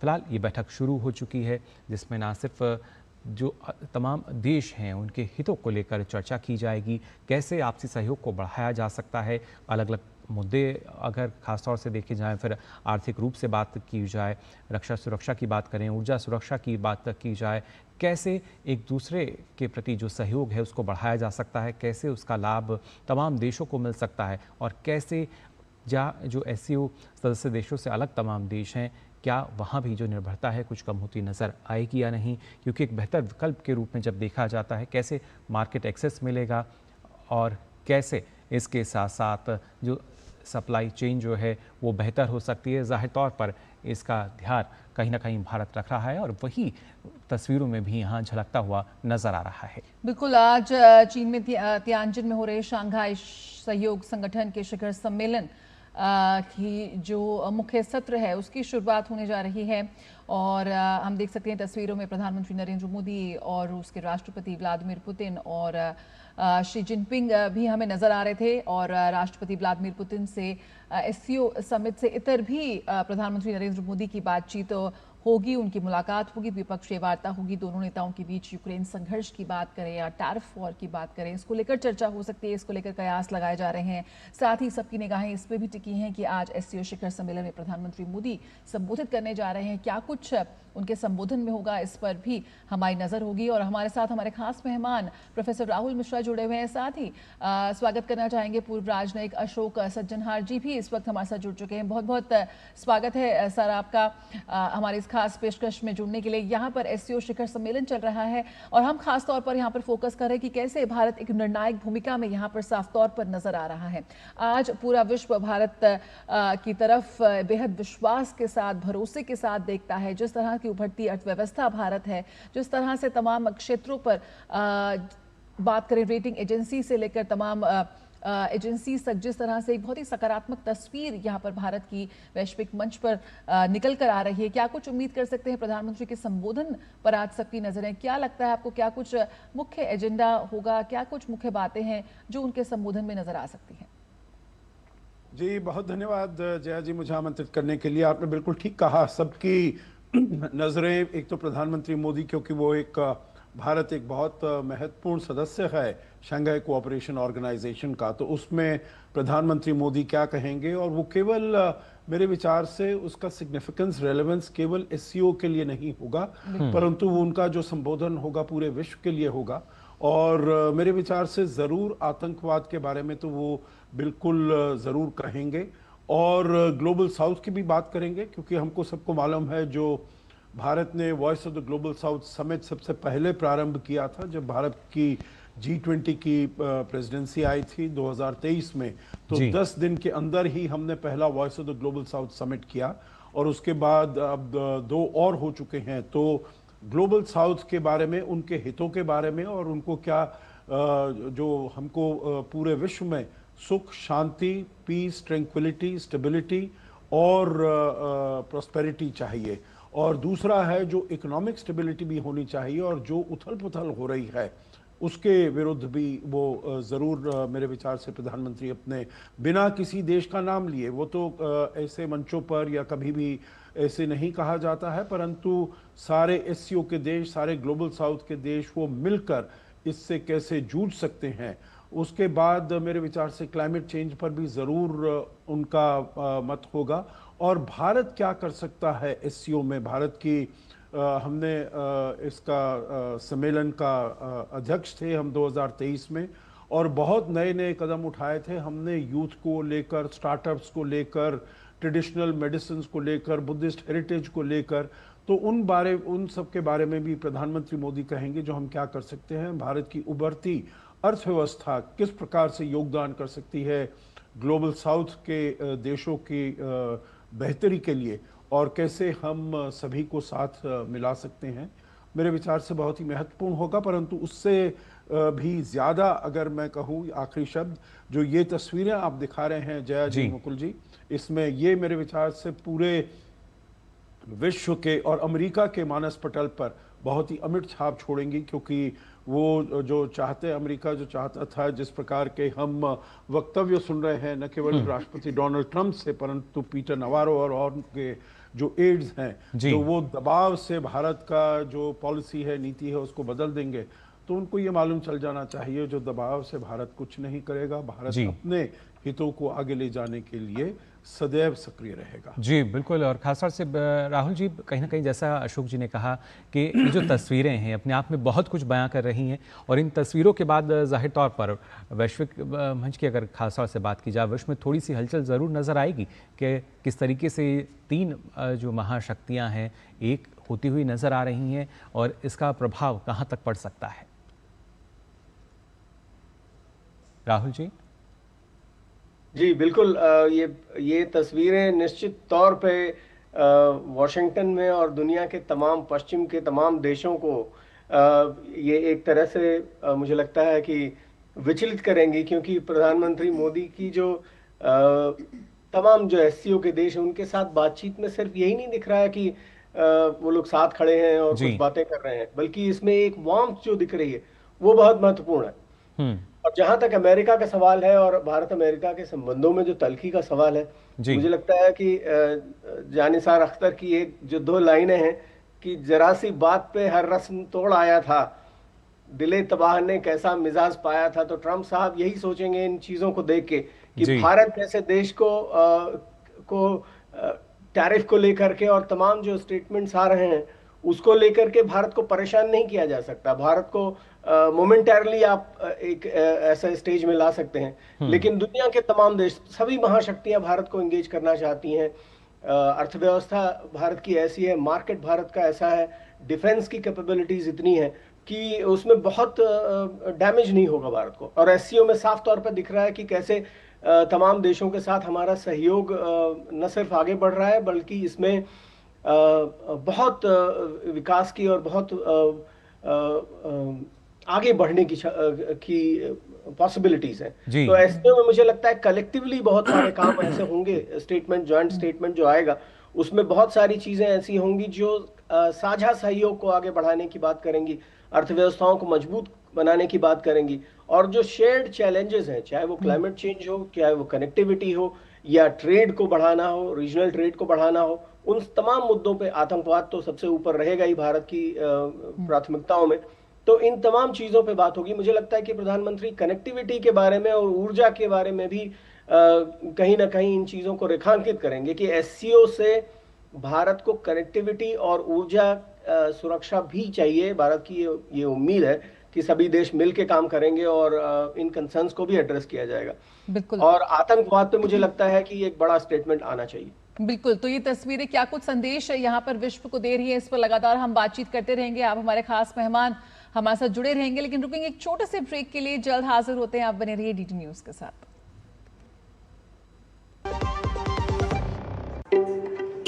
एक मिनट क्या हुआ? अभी से इतना खर्चा करोगे तो मेरी पढ़ाई का क्या करोगे? तूने पहले लाइफ इंश्योरेंस का चाइल्ड प्लान सोच रखा है, इसके लिए। सपनों को रखो सुरक्षित चाइल्ड प्लान के साथ। सबसे पहले लाइफ इंश्योरेंस। मेरी पसंद, मेरी पसंद, मेरी पसंद, मेरी पसंद, हमारी पसंद, हम सबकी पसंद। मजबूत देश का मजबूत सरिया हो गया स्टील। यार सोच रहा हूँ पॉलिसी बाजार से टर्म लाइफ इंश्योरेंस ले लेता हूँ, ताकि मेरे बाद फैमिली को पैसों की कमी ना। तू भी ले ले यार, अभी तो यंग है यार, बाद में देखते हैं। आजा ले भाई। लाइफ का कोई भरोसा नहीं। पॉलिसी बाजार पर 1 करोड़ का टर्म लाइफ इंश्योरेंस सिर्फ 480 रुपए महीने से शुरू। तो ब्रेक के बाद आप सभी का एक बार फिर स्वागत हमारी इस खास पेशकश में। हम लगातार आपको बता रहे हैं किस तरीके से एससीओ की जो बैठक है वो शुरू हो गई है और इस बैठक में भारत की निर्णायक भूमिका जो है जाहिर तौर पर वो होती हुई नजर आएगी। अलग अलग एससीओ के जो लीडर्स हैं वो अपना वक्तव्य देंगे, अपना संबोधन देंगे और उसी में प्रधानमंत्री नरेंद्र मोदी का भी संबोधन होगा, जिसका पूरी दुनिया है वो इंतजार कर रही है क्या कुछ पीएम मोदी इसमें कहते हैं। फिलहाल हमारे साथ खास मेहमान जुड़े हुए हैं, अशोक सज्जनहार जी और प्रोफेसर राहुल मिश्रा, जो लगातार हमारे साथ चर्चा कर रहे हैं। अशोक जी, आपसे और जानकारी लेना चाहूँगा क्योंकि जिस तरीके से भारत के संबंध रहे हैं और जब हम एससीओ के परिप्रेक्ष्य में बात करते हैं, यहाँ पे भारत की जो प्राथमिकताएं हैं, खासतौर से जैसे अभी ब्रेक में जाने से पहले राहुल जी भी जिक्र कर रहे थे कि कहीं ना कहीं जो आतंकवाद की अगर बात की जाए वो प्राथमिकता में रह सकता है कि आतंकवाद के खिलाफ जीरो टॉलरेंस की नीति भारत हर मंच से ये कहता आया है और आज भी कहीं ना कहीं अगर देखा जाए तो एक बार फिर से उसी बात को दोहराया जाएगा जिससे पूरे विश्व में एक कड़ा संदेश जाए, क्योंकि ये सिर्फ हम तक सीमित नहीं है। प्रधानमंत्री कहते हैं कि आतंकवाद का कोई भी प्रारूप हो उसको किसी भी सूरत में बर्दाश्त नहीं किया जाएगा। जी आप बिल्कुल ठीक कह रहे हैं मुकुल जी, और आतंकवाद तो एक ऐसा मुद्दा है जिसके लिए एससीओ को संगठन किया गया था 2001 में। अगर आप देखिए तो उन्होंने कहा था जो ये 3 ईवल्स हैं, 3 ईवल्स, सेपरेटिज्म, एक्सट्रीमिज्म और टेररिज्म, और इससे युद्ध करने के लिए हमको एससीओ की गणना करनी पड़ेगी और इसीलिए वो किया गया था। और आपके जो 1000 सुनने वाले हैं उनको, देखने वाले हैं उनको ये भी पता होगा, जो एससीओ के अंतर्गत एक अगर मेन इंपॉर्टेंट बॉडी जो इस्टेब्लिश की हुई है वो है रीजनल एंटी टेररिज्म स्ट्रक्चर। देखिए हर एक जो भी बड़ी इंटरनेशनल, रीजनल, ग्लोबल ऑर्गेनाइजेशंस हैं वो अपने और कोई सब बॉडीज इस्टेब्लिश करते हैं। एससीओ की केवल एक है, वो है regional anti terrorism structure. Tashkent में उसको रखा गया है और वो ये कहते हैं जो उन्होंने काफ़ी चीज़ों में, काफ़ी देशों को रियल टाइम इंटेलिजेंस दिया है जिससे कि बहुत सी आतंकी घटनाएं जो हो सकती थी, जो घट सकती थी, उनके ऊपर अंकुश लगाया गया है, उनके ऊपर लगाम लगाई गई है। तो आतंकवाद तो यकीनन, देखिए ये केवल भारत तो क्रॉस बॉर्डर टेररिज्म से बहुत ही पीड़ित है, परंतु पूरे विश्व में आतंकवाद हम देखते हैं जो बहुत देशों को उसने ग्रसित किया है। हम जानते हैं जो आप रूस में देख लीजिएगा, अभी कुछ समय पहले वहाँ पर मॉस्को में साथ में जो क्रोकस हॉल था वहाँ पर कितने बम धमाके हुए और कितने लोगों की वहाँ पर जान चली गई, इतनी क्षति पहुँची है। और चीन में तो इतना कुछ मालूम नहीं चलता क्योंकि वो तो बिहाइंड एन आयरन कर्टन है, परंतु चीन अपने आप भी कहता है वो जिसको वीगोर फ्रीडम फाइटर्स वो अपने को बोलते हैं, वो उनको टेररिस्ट बोलते हैं, तो वो भी आतंकवाद से पीड़ित है। तो आतंकवाद का ज़रूर मुद्दा आएगा, बहुत ही महत्वपूर्ण तरीके से उसमें उससे डील किया जाएगा। हमेशा से ये होता रहा है, परंतु मेरे विचार से अब उसकी जो अहमियत है और जो उसका इम्पोर्टेंस है वो बहुत बढ़ गया है। एक चीज़ मैं, देखिए ये जो आप तस्वीरें लगातार दिखा रहे हैं, और मैं आपको बधाई देना चाहता हूं आपके प्रोड्यूसर्स को, जो क्योंकि ये बहुत ही महत्वपूर्ण तस्वीरें हैं, क्योंकि बायलैटरल अगर राष्ट्रपति शी जिनपिंग, प्रधानमंत्री मोदी की अलग हो, राष्ट्रपति पुतिन और प्रधानमंत्री मोदी की अलग हो, जैसे आप दिखा रहे हैं, बहुत महत्वपूर्ण है। पर जो बॉडी लैंग्वेज है, जो एक कंफर्ट लेवल है दोनों में, ये बहुत महत्वपूर्ण है। और अभी आपने देखा होगा दोनों नेता, प्रधानमंत्री मोदी, राष्ट्रपति पुतिन जा रहे हैं और शहबाज शरीफ वहां पर अपना हाथ बांधे हुए खड़े हैं। जी तो मतलब देखिए बात ऐसी है, जो ऐसा नहीं है जो यहाँ पर केवल 3 शीर्ष नेता हैं, 3 देशों के नेता हैं, नहीं, ऐसी बात नहीं है। एससीओ में 10 देश शामिल हैं और बहुत महत्वपूर्ण देश शामिल हैं। देखिए उसमें जो भी मध्य एशिया के देश हैं, चाहे कजाकिस्तान हो, उज्बेकिस्तान हो, बहुत महत्वपूर्ण देश हैं, परंतु ये तीनों नेता सामने आए हैं और मेरे विचार से ये बात कर रहे हैं और कितने आपसी मिलन से बात कर रहे हैं। अभी देखिए, आप देखेंगे जब वो जा रहे हैं तो कैसे शहबाज शरीफ ये खड़े हुए हैं यहाँ पर, तो उनका कैसा वो लहजा है।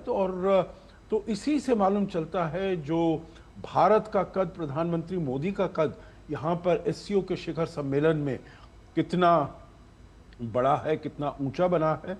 और तीनों देश मिलकर, कल तो बहुत महत्वपूर्ण मुलाकात हुई राष्ट्रपति शी जिनपिंग से, अभी कुछ समय बाद मुलाकात होगी राष्ट्रपति पुतिन से, और मैं समझता हूं जो न केवल अपने द्विपक्षीय संबंधों के लिए परंतु ये रीजनल कोऑपरेशन, सहयोग के लिए और ग्लोबल पीस के लिए और स्टेबिलिटी के लिए ये जो मुलाकातें हैं बहुत ही अहम सिद्ध होने वाली। बिल्कुल। और ये बिल्कुल प्रोफेसर मिश्रा हमारे साथ जुड़े हुए हैं। प्रोफेसर मिश्रा, जिन तस्वीरों की लगातार हम जिक्र कर रहे हैं और अशोक जी ने भी कहा कि तस्वीरें बहुत कुछ संदेश देती हैं, जिस तरह से बात कर रहे हैं प्रधानमंत्री नरेंद्र मोदी वहां पर इन तमाम देश के नेताओं के साथ, कैसे आप देखते हैं? आतंकवाद का मुद्दा तो उठा ही रहे हैं, कैसे एससीओ एक प्रभावी इसमें एक निर्णायक भूमिका में आ सकता है जब पाकिस्तान उसका सदस्य है, जिसको लेकर लगातार हमारा संशय बना हुआ है और ये मुद्दा भी हम उठा रहे हैं। और साथ ही साथ जो तस्वीरें सामने आ रही है, कैसे लगता है? आपने भी इसका जिक्र किया कि अमेरिका तक ये संदेश दे रही है तस्वीरें, तो ऐसे में क्या भारत और चीन मिलकर अमेरिका या पश्चिमी देशों के प्रभुत्व को संतुलित करने में अहम भूमिका निभा सकते हैं? देखिए, एससीओ में जय जी भारत की या चीन की या रूस की मंशा ये नहीं है कि वो पश्चिम के देश हैं या अमेरिका है उसको बैलेंस करें या उसको काउंटर करें।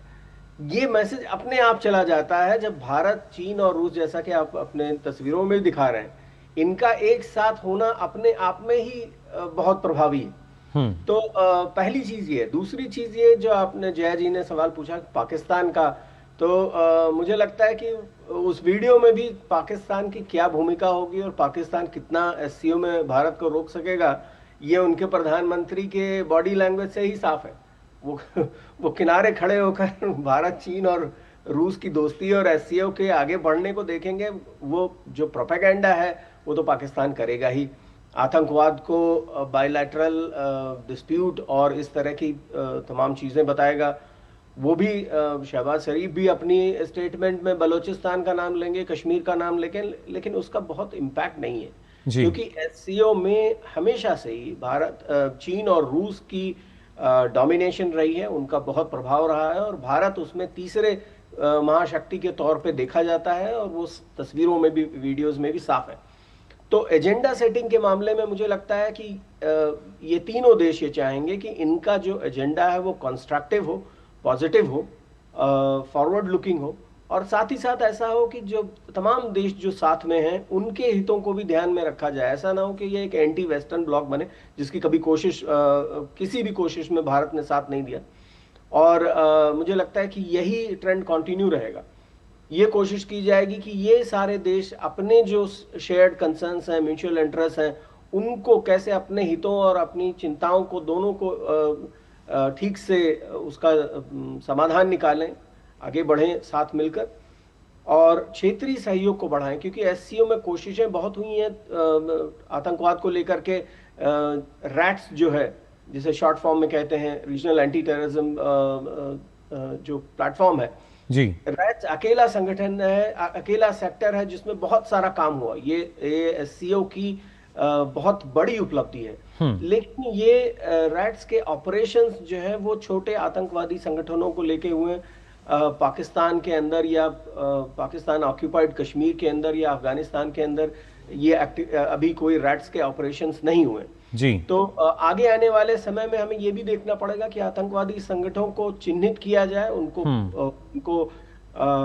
उन पे क्या कार्रवाई करनी है, आर्थिक करनी है या मिलिट्री एक्टिविटी करनी है, उस पे भी काम होगा। मुझे लगता है कि अभी ये शुरुआत, इस शिखर वार्ता का एक बहुत बड़ा परिणाम ये आने वाला है मेरे ख्याल से, कि आगे आने वाले समय में इन तमाम जो चुनौतियां हैं उन पे भारत, चीन और रूस की साझा सहमति बनेगी और उसमें रूस का एक बहुत बड़ा योगदान होगा कि आतंकवाद जैसे मामलों में चीन जो कभी कभी ऐसा होता है कि हमें लगता है कि चीन पाकिस्तान का साथ दे रहा है या भारत के आतंकवाद संबंधी जो चिंताएं हैं उनको समझने की कोशिश नहीं कर रहा है, तो इसमें भी कहीं ना कहीं सुधार होगा। क्योंकि ये पड़ोसियों का संगठन है और जो अब बहुत अच्छे दोस्त भी बन रहे हैं। तो एक तरफ आर्थिक मुद्दे हैं, टैरिफ के मुद्दे हैं, तो दूसरी तरफ भारत के जो मूल चिंताएं हैं उनको भी एड्रेस करना जरूरी होगा। बिल्कुल, मूल चिंताओं में ना सिर्फ रक्षा सुरक्षा की जब हम बात करते हैं, और खासतौर से अशोक जी, सीमा सुरक्षा एक ऐसा मुद्दा है भारत के लिहाज से कि लगातार उसको लेकर भारत प्रमुखता से अपनी बात रखता आया है, और वहाँ पर जवाबी जो कार्रवाई की अगर बात की जाए भारत ने वो भी की है। लेकिन क्या ऐसे में जो ये साझेदारी जिसकी तस्वीरें हमें नज़र आ रही हैं, ये अपने आप में कई समाधान के तौर पर भी इनको देखा जा सकता है, और ख़ासतौर से जैसा कि राहुल जी बता रहे हैं कि जो रेट्स की भी अगर हम बात करें तो क्या वहाँ भी एक बड़ा बदलाव का संकेत नज़र आ सकता है?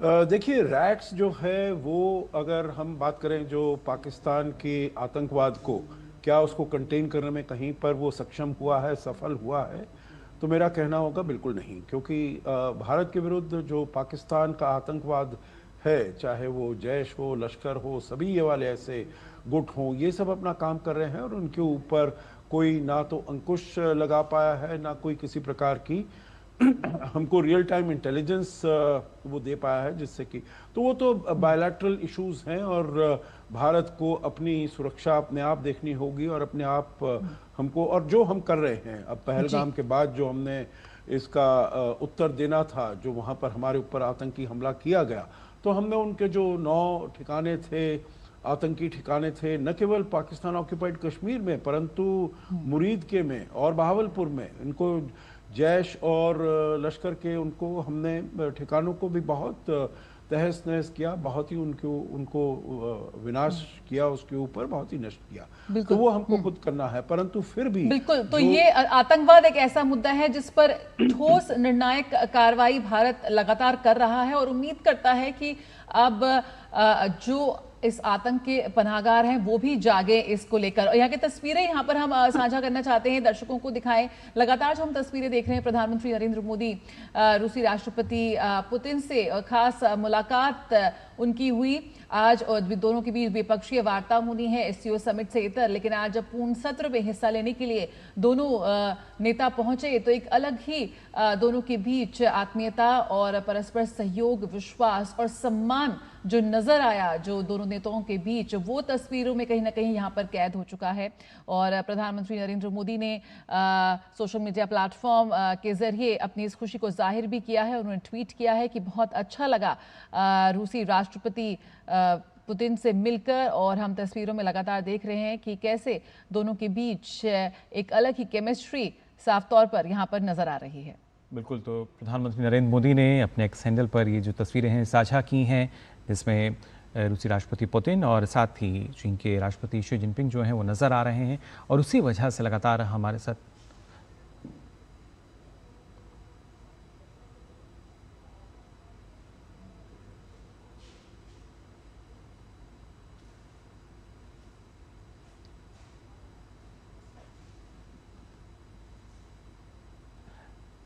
आप देख सकते हैं इन तस्वीरों में इस तरीके से प्रधानमंत्री नरेंद्र मोदी के साथ रूस के राष्ट्रपति व्लादिमीर पुतिन, और इन्हीं की जो तस्वीरें हैं वो आपके साथ हमने अभी साझा की। इनको साझा भी किया है प्रधानमंत्री नरेंद्र मोदी ने, साथ में चीन के राष्ट्रपति शी जिनपिंग नज़र आ रहे हैं, और अपने आप में बहुत कुछ बयां करती ये तस्वीरें आज पूरे विश्व के सामने एससीओ बैठक से पहले की ये तस्वीरें हैं। फिलहाल बैठक चल रही है और उसमें प्रधानमंत्री का संबोधन भी होगा, लेकिन उससे पहले जब तमाम एससीओ सदस्य देश के जो नेता हैं वहाँ पहुँचे, उससे पहले ये साझेदारी के तौर पर देखा जा रहा है कैसे प्रधानमंत्री नरेंद्र मोदी, राष्ट्रपति पुतिन और चीन के राष्ट्रपति शी जिनपिंग की जो मुलाकात है, किस तरीके से उनके बीच में आपस में संवाद होता हुआ नज़र आ रहा है। और जैसा कि हमारे साथ जो खास मेहमान जुड़े हैं वो भी बता रहे हैं कि यहाँ पर जो है बॉडी लैंग्वेज है वो काफ़ी अहम हो जाती है, और ये अपने आप में एक पॉजिटिव हम कह सकते हैं, काफ़ी सकारात्मक संकेत इसको हम देख सकते हैं। बिल्कुल, प्राइम मिनिस्टर ने ये भी लिखा है कि always a delight to meet president Putin. हमेशा ही एक बहुत ही अच्छा पल होता है जब वो राष्ट्रपति पुतिन से मिलते हैं, और यहाँ पर लगातार जो इंटरैक्शंस हैं, जो बातचीत है, जो मुलाकातें हैं, उनका दौर जारी है। और प्रधानमंत्री नरेंद्र मोदी ने लिखा है कि interactions in Tianjin continue exchanging perspectives with President Putin and President Xi during the SCO summit. Exchanging perspectives, किस तरह से आज परस्पर सहयोग और विश्वास को आगे बढ़ाते हुए और बेहतरी की तरफ ये नेता आगे बढ़ रहे हैं। यकीनन ये तस्वीरें सिर्फ एससीओ सम्मेलन से नहीं बल्कि पूरे विश्व को एक बहुत ही सशक्त संदेश यहाँ पर दे रही हैं। कैसे अपने हितों को ध्यान में रखते हुए, कैसे एक विश्वास की नीति के साथ आगे बढ़ते हुए, परस्पर सहयोग के साथ एक बेहतर भविष्य की, एक बेहतर विश्व की जो हम कल्पना करते हैं, कहीं ना कहीं ये तस्वीरें उसे साकार करती हुई नजर आती हैं। और बहुत उम्मीदें हैं आज की इन मुलाकातों से, इन तस्वीरों से, इन बातचीतों से पूरे विश्व को, कि यहाँ से, इन तस्वीरों से ही पूरे विश्व में एक शांति का संदेश निकलेगा। क्या जो लंबे समय से जो मसले अटके हुए हैं, कहीं ना कहीं उसका समाधान यहाँ आज प्रधानमंत्री नरेंद्र मोदी निकाल लेंगे, ऐसी उम्मीद यहाँ पर हम कर रहे हैं। और हमारे साथ हमारे खास मेहमान जुड़े हुए हैं। अशोक जी, जिन तस्वीरों का आप जिक्र कर रहे थे लगातार हम अपने टेलीविजन स्क्रीन पर चला रहे हैं और यकीनन बहुत ही सकारात्मक और बहुत ही सुखद संदेश यहाँ पर दे रही हैं। Exchanging perspectives with president Putin and president Xi, यहाँ पर प्रधानमंत्री नरेंद्र मोदी ने लिखा है। किस तरह से आप देखते हैं इसको? क्या कुछ पर्सपेक्टिव्स एक्सचेंज यहाँ पर हो रहे हैं और हमारे लिए क्या संदेश है ये?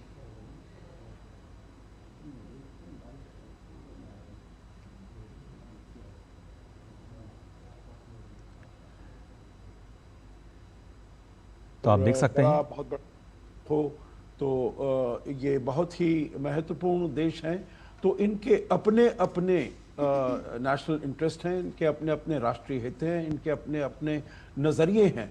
और वो नज़रिए चाहे वो सुरक्षा के क्षेत्र में हो, चाहे वो आर्थिक सहयोग के क्षेत्र में हो, तो ये तीनों देश इसमें बातचीत कर रहे हैं। अभी यहाँ पर आप देखिएगा जो एक और सदस्य उनके जो प्रेसिडेंट हैं अलेक्जेंडर लुकाशेंको, बेलारूस के राष्ट्रपति हैं।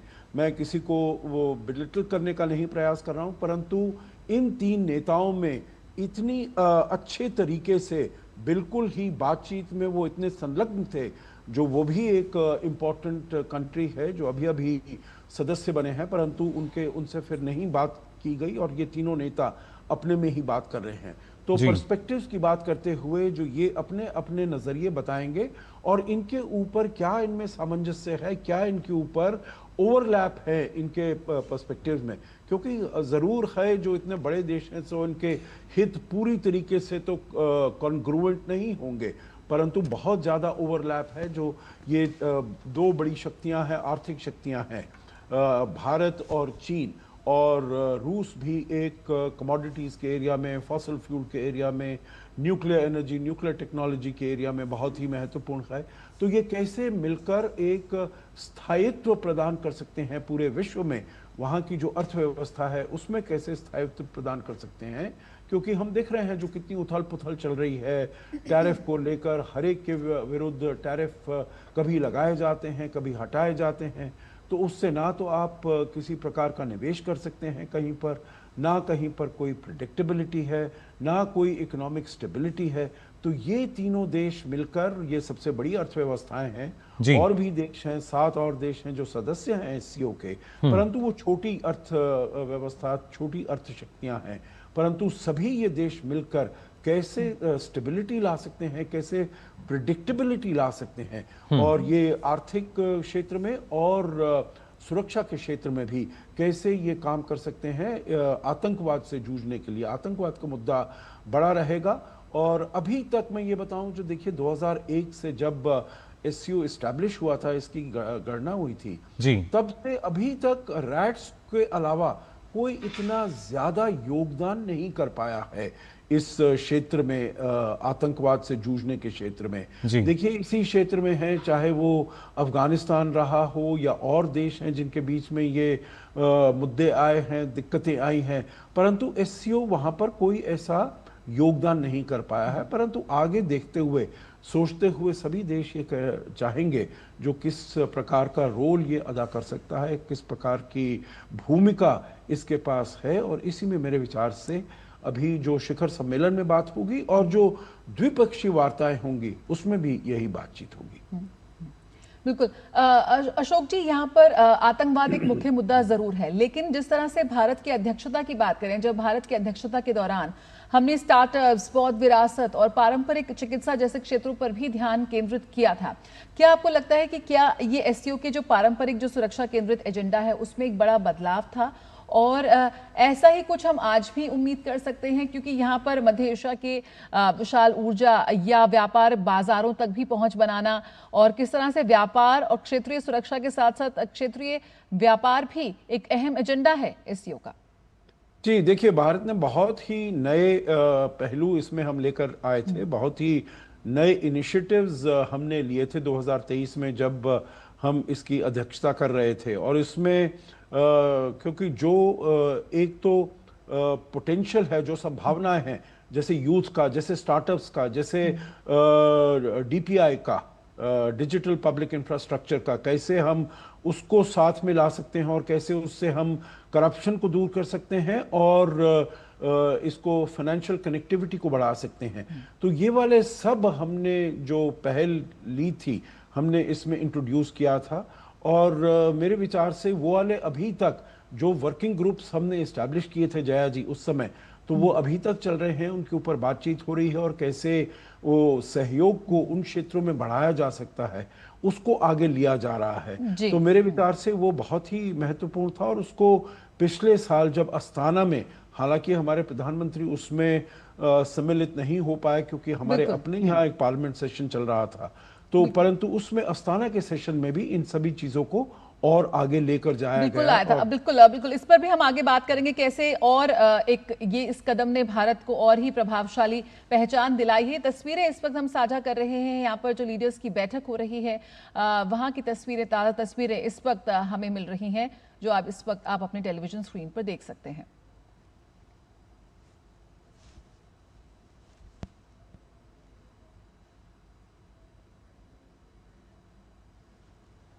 एससीओ लीडर्स की ये बैठक जारी है और इस बैठक के अंदर की तस्वीरें ये, जहां हम देख सकते हैं चीन के राष्ट्रपति शी जिनपिंग जो हैं वो यहां अपनी बात को रखते हुए नज़र आ रहे हैं। और उसके साथ साथ अब से कुछ देर बाद हम देखेंगे प्रधानमंत्री नरेंद्र मोदी का भी यहाँ संबोधन होगा। फिलहाल एससीओ लीडर्स की बैठक की तस्वीरें, अंदर की ये तस्वीरें जहाँ बैठक चल रही है, जहाँ पर लगातार विचार विमर्श हो रहा है, एससीओ किस तरीके से सक्रिय रहा है अपने गठन के बाद से, और आज किस तरह के बदलाव की आवश्यकता है और कैसे जो बदलाव है वो तमाम सदस्य देश जो हैं उनकी आवश्यकताओं की पूर्ति कर रहा है। जाहिर तौर पर तमाम अहम मुद्दे जिनको यहाँ रखा जाएगा, इस मंच पर रखा जाएगा। फिलहाल इन तस्वीरों में हम देख सकते हैं चीन के राष्ट्रपति शी जिनपिंग जो अपनी बात रख रहे हैं, अपना संबोधन इस बैठक में दे रहे हैं। तो तमाम सदस्य देशों की भागीदारी इसमें हम देख रहे हैं और सभी को अपनी बात रखने का मौका मिलेगा और सभी जो लीडर्स यहाँ पर एकत्रित हुए हैं वो अपनी बात रखेंगे। कैसे आज क्षेत्रीय सुरक्षा की अगर हम बात करें, आतंकवाद, उग्रवाद और सीमा सुरक्षा में बेहतर सहयोग के साथ हम आगे बढ़ सकते हैं। बात हो व्यापार की, निवेश की, ऊर्जा सहयोग के बढ़ाने की, और भी ज़्यादा अवसर एससीओ का मंच अपने सदस्य देशों को दे सकता है।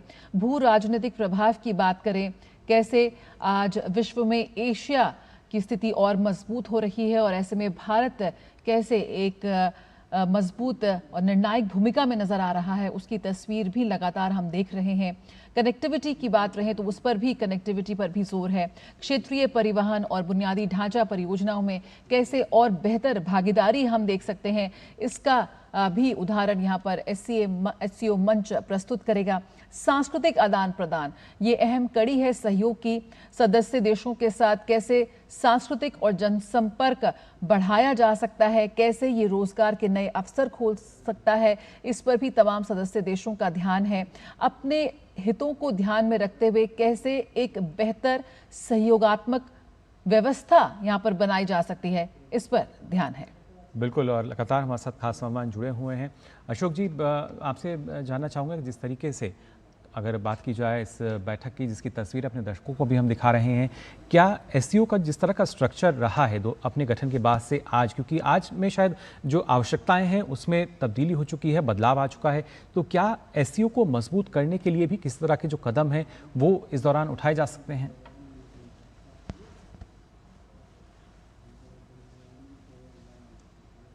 अशोक जी।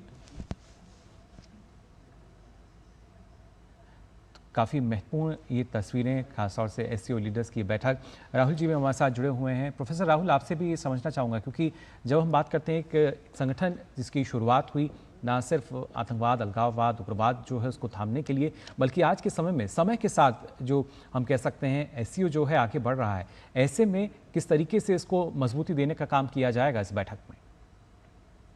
देखिए, एससीओ के जो तमाम देश हैं उनके कंसर्न्स को, उनके जो हित हैं और उनकी जो चिंताएं हैं उनको एड्रेस करने की कोशिश राष्ट्रपति शी जिनपिंग भी करेंगे, राष्ट्रपति पुतिन भी करेंगे और प्रधानमंत्री मोदी भी करेंगे।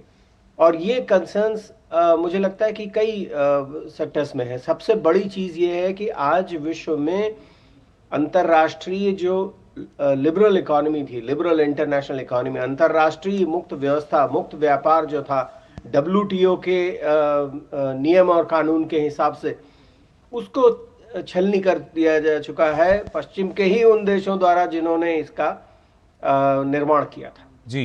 और इसकी वजह यह है कि पिछले 30 सालों में भारत और चीन जैसे तमाम जो ग्लोबल साउथ के देश थे उन्होंने अंतर्राष्ट्रीय मुक्त व्यवस्था में अपनी क्षमताओं पे अपने व्यापार को बढ़ाया है। पश्चिम के देश इससे खुश नहीं है जी। और ये एक ऐसी चीज है जिससे एससीओ के तमाम सदस्य देश, इवन जो एससीओ प्लस की बात हो रही है जिसमें जो नए देश जुड़ना चाहते हैं, उन तमाम देशों का कंसर्न पहला ये है कि जो अंतर्राष्ट्रीय मुक्त व्यवस्था है, एक फेयर ग्लोबल फेयर ट्रेड जो है, फ्री एंड फेयर ट्रेड है, उसको बना के रखा जाए। क्लाइमेट के संदर्भ में जहां तक बात है, दुनिया में ऐसे भी नेता हैं जो क्लाइमेट चेंज को आज फेक न्यूज कहते हैं, लेकिन क्लाइमेट चेंज से ही, चाहे वो सेंट्रल एशिया के ये जो लैंडलॉक्ड कंट्रीज हैं जिन्हें समुद्र का कोई एक्सेस नहीं हो, या वो ऐसे देश जो जिनके पास उतने रिसोर्सेज नहीं है, वो कैसे क्लाइमेट चेंज से जुड़े, इसमें भारत की और रूस की और चीन की बहुत बड़ी भूमिका हो जाती है जी। तीसरी चीज है कि ये जो तमाम देश हैं, एससीओ के सदस्य देश हैं, इनकी अपनी ऊर्जा की जो जरूरतें हैं, या तो वो जरूरतें हैं या फिर वो है कि ऊर्जा के व्यापार में उनको एक अच्छा शेयर मिले, उनकी अपनी भूमिका जो है वो सही हो और नीतिपरक हो। तो ऊर्जा का मामला हो गया जी। चौथी चीज है जो नवी जिसे हम कहते हैं रिन्यूएबल एनर्जी, ऊर्जा के नवीनीकरण में या ऊर्जा की जो नई टेक्नोलॉजी आ रही है उसमें देशों के बीच में आपस में सहयोग कैसे, जैसे चीन जो है वह ईवी में बहुत आगे है जी, इलेक्ट्रॉनिक व्हीकल्स में, EV powered, solar powered batteries में, इन तमाम चीजों में जो क्लाइमेट से लड़ने में इन देशों को साथ ला सकती हैं। ये एक बहुत बड़ा महत्वपूर्ण सेक्टर है जी। भारत के लिए एक बहुत महत्वपूर्ण इसलिए भी है, पिछली बार जब 2023 में भारत ने शिखर वार्ता की मेजबानी की थी तो यूथ से जुड़े हुए बहुत से कार्यक्रम किए थे, और उसकी वजह यह है मुकुल जी कि हमने हमारे जो युवा वर्ग है हमारा, वो अमेरिका तो जानता है, वो फ्रांस और जर्मनी तो जानता है, वो सिंगापुर, थाईलैंड भी जानता है, लेकिन वो कितना जानता है कजाकिस्तान को या किर्गिस्तान को, सेंट्रल एशिया, जबकि हमारा सबसे यहाँ से आपको 100 किलोमीटर से भी दूर कम की दूरी है सेंट्रल एशियन कंट्रीज की।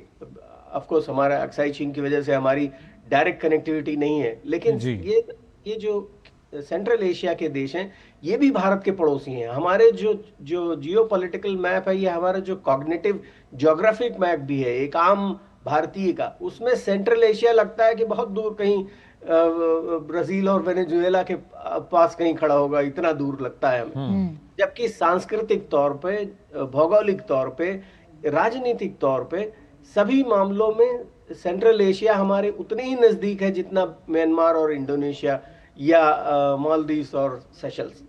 तो इस बात को कैसे भारतीय जनमानस के पटल पे लाया जाए, उसके लिए जरूरी है कि युवाओं के बीच में एक अवेयरनेस इनिशिएटिव लिया जाए, यूथ समिट्स हो, यूथ प्रोग्राम्स हो, और प्रधानमंत्री मोदी का इस पे हमेशा से फोकस रहा। तो मुझे लगता है कि ये भी एक मुद्दा है जो जॉइंट स्टेटमेंट में फिगर होगा, हो सकता है प्रधानमंत्री जी की स्पीच में भी हो, कि कैसे हम आगे आने वाली जनरेशन को या जो अभी आज के जो युवा वर्ग है उसको हम कैसे एससीओ की महत्ता भारत और सेंट्रल एशिया या भारत और चीन और रूस के बीच में जो संबंधों की प्रगाढ़ता, उसका जो इतिहास है, उसकी जो सांस्कृतिक विरासत है, उसको हम कैसे बना के रख सकें, उसको कैसे आगे बढ़ा सकें, इस पे भी बहुत सारी बातचीत मुझे लगता है कि साइडलाइंस पे भी होगी और नेताओं की, तमाम नेताओं की अपने वक्तव्यों में भी ये बात निकल करके सामने आएगी। तो एससीओ के पास करने को बहुत सारी चीजें हैं,